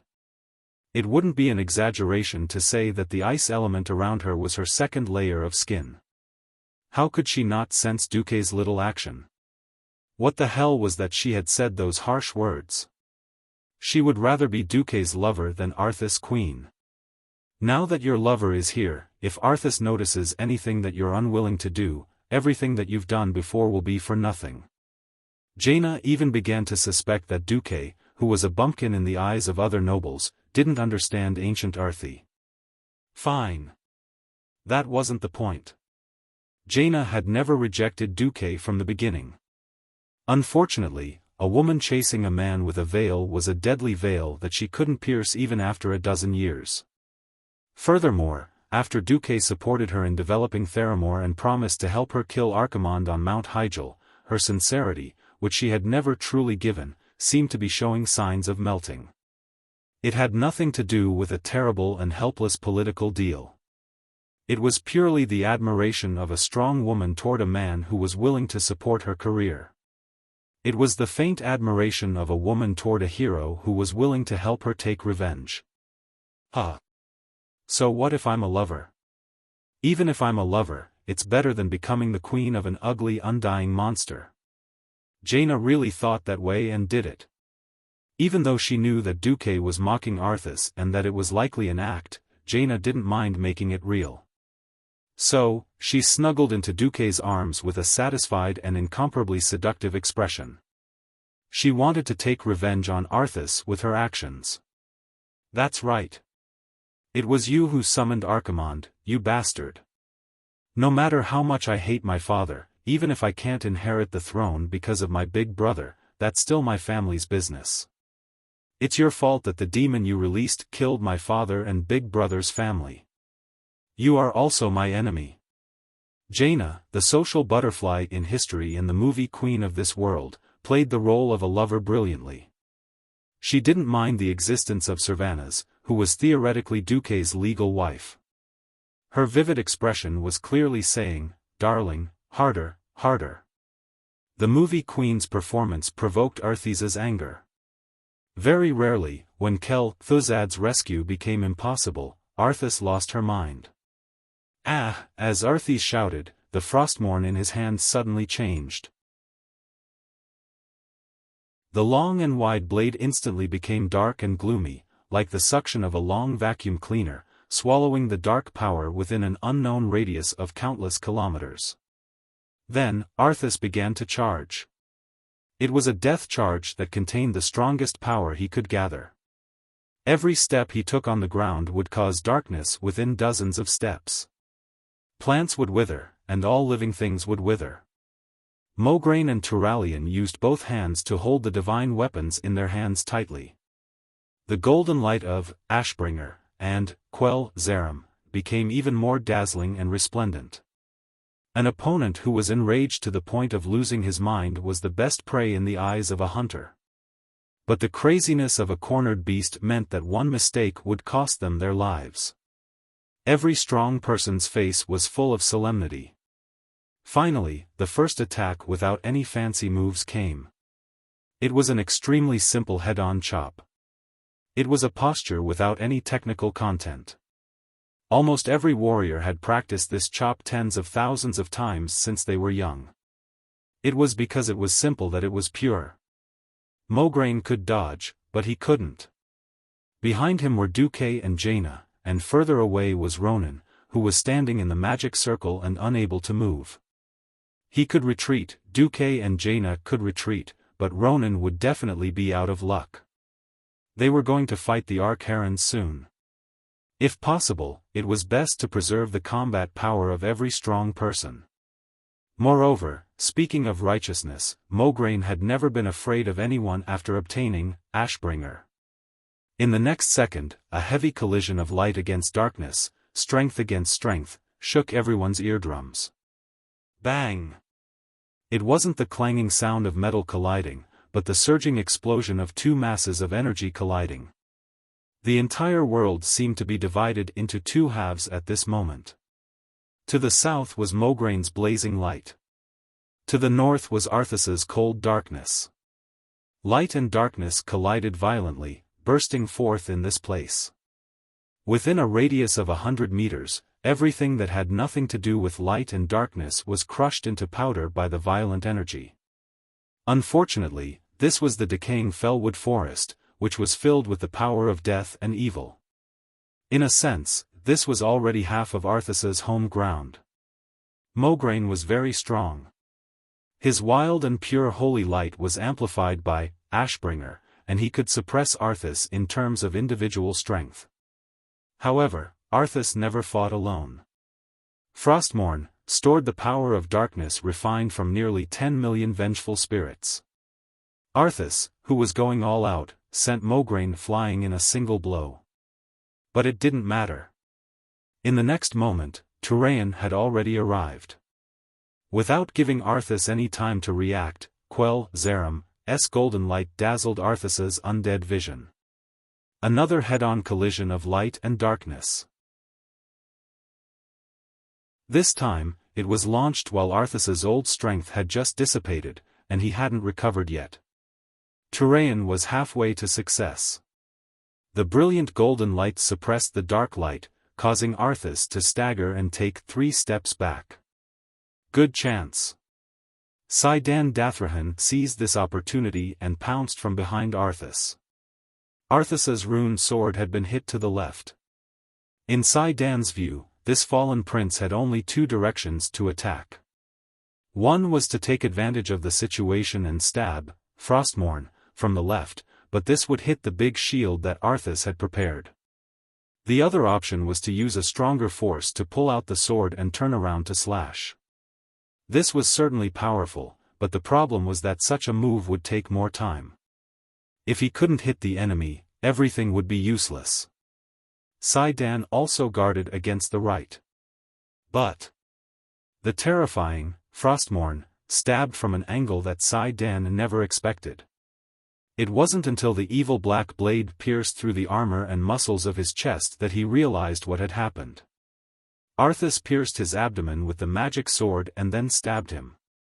Mortals would die together in this way, but Arthas was an undead. You're tuning into the Xiaofan's Wuxia Tales YouTube channel. Don't forget to subscribe and join us on this journey to catch the most captivating stories.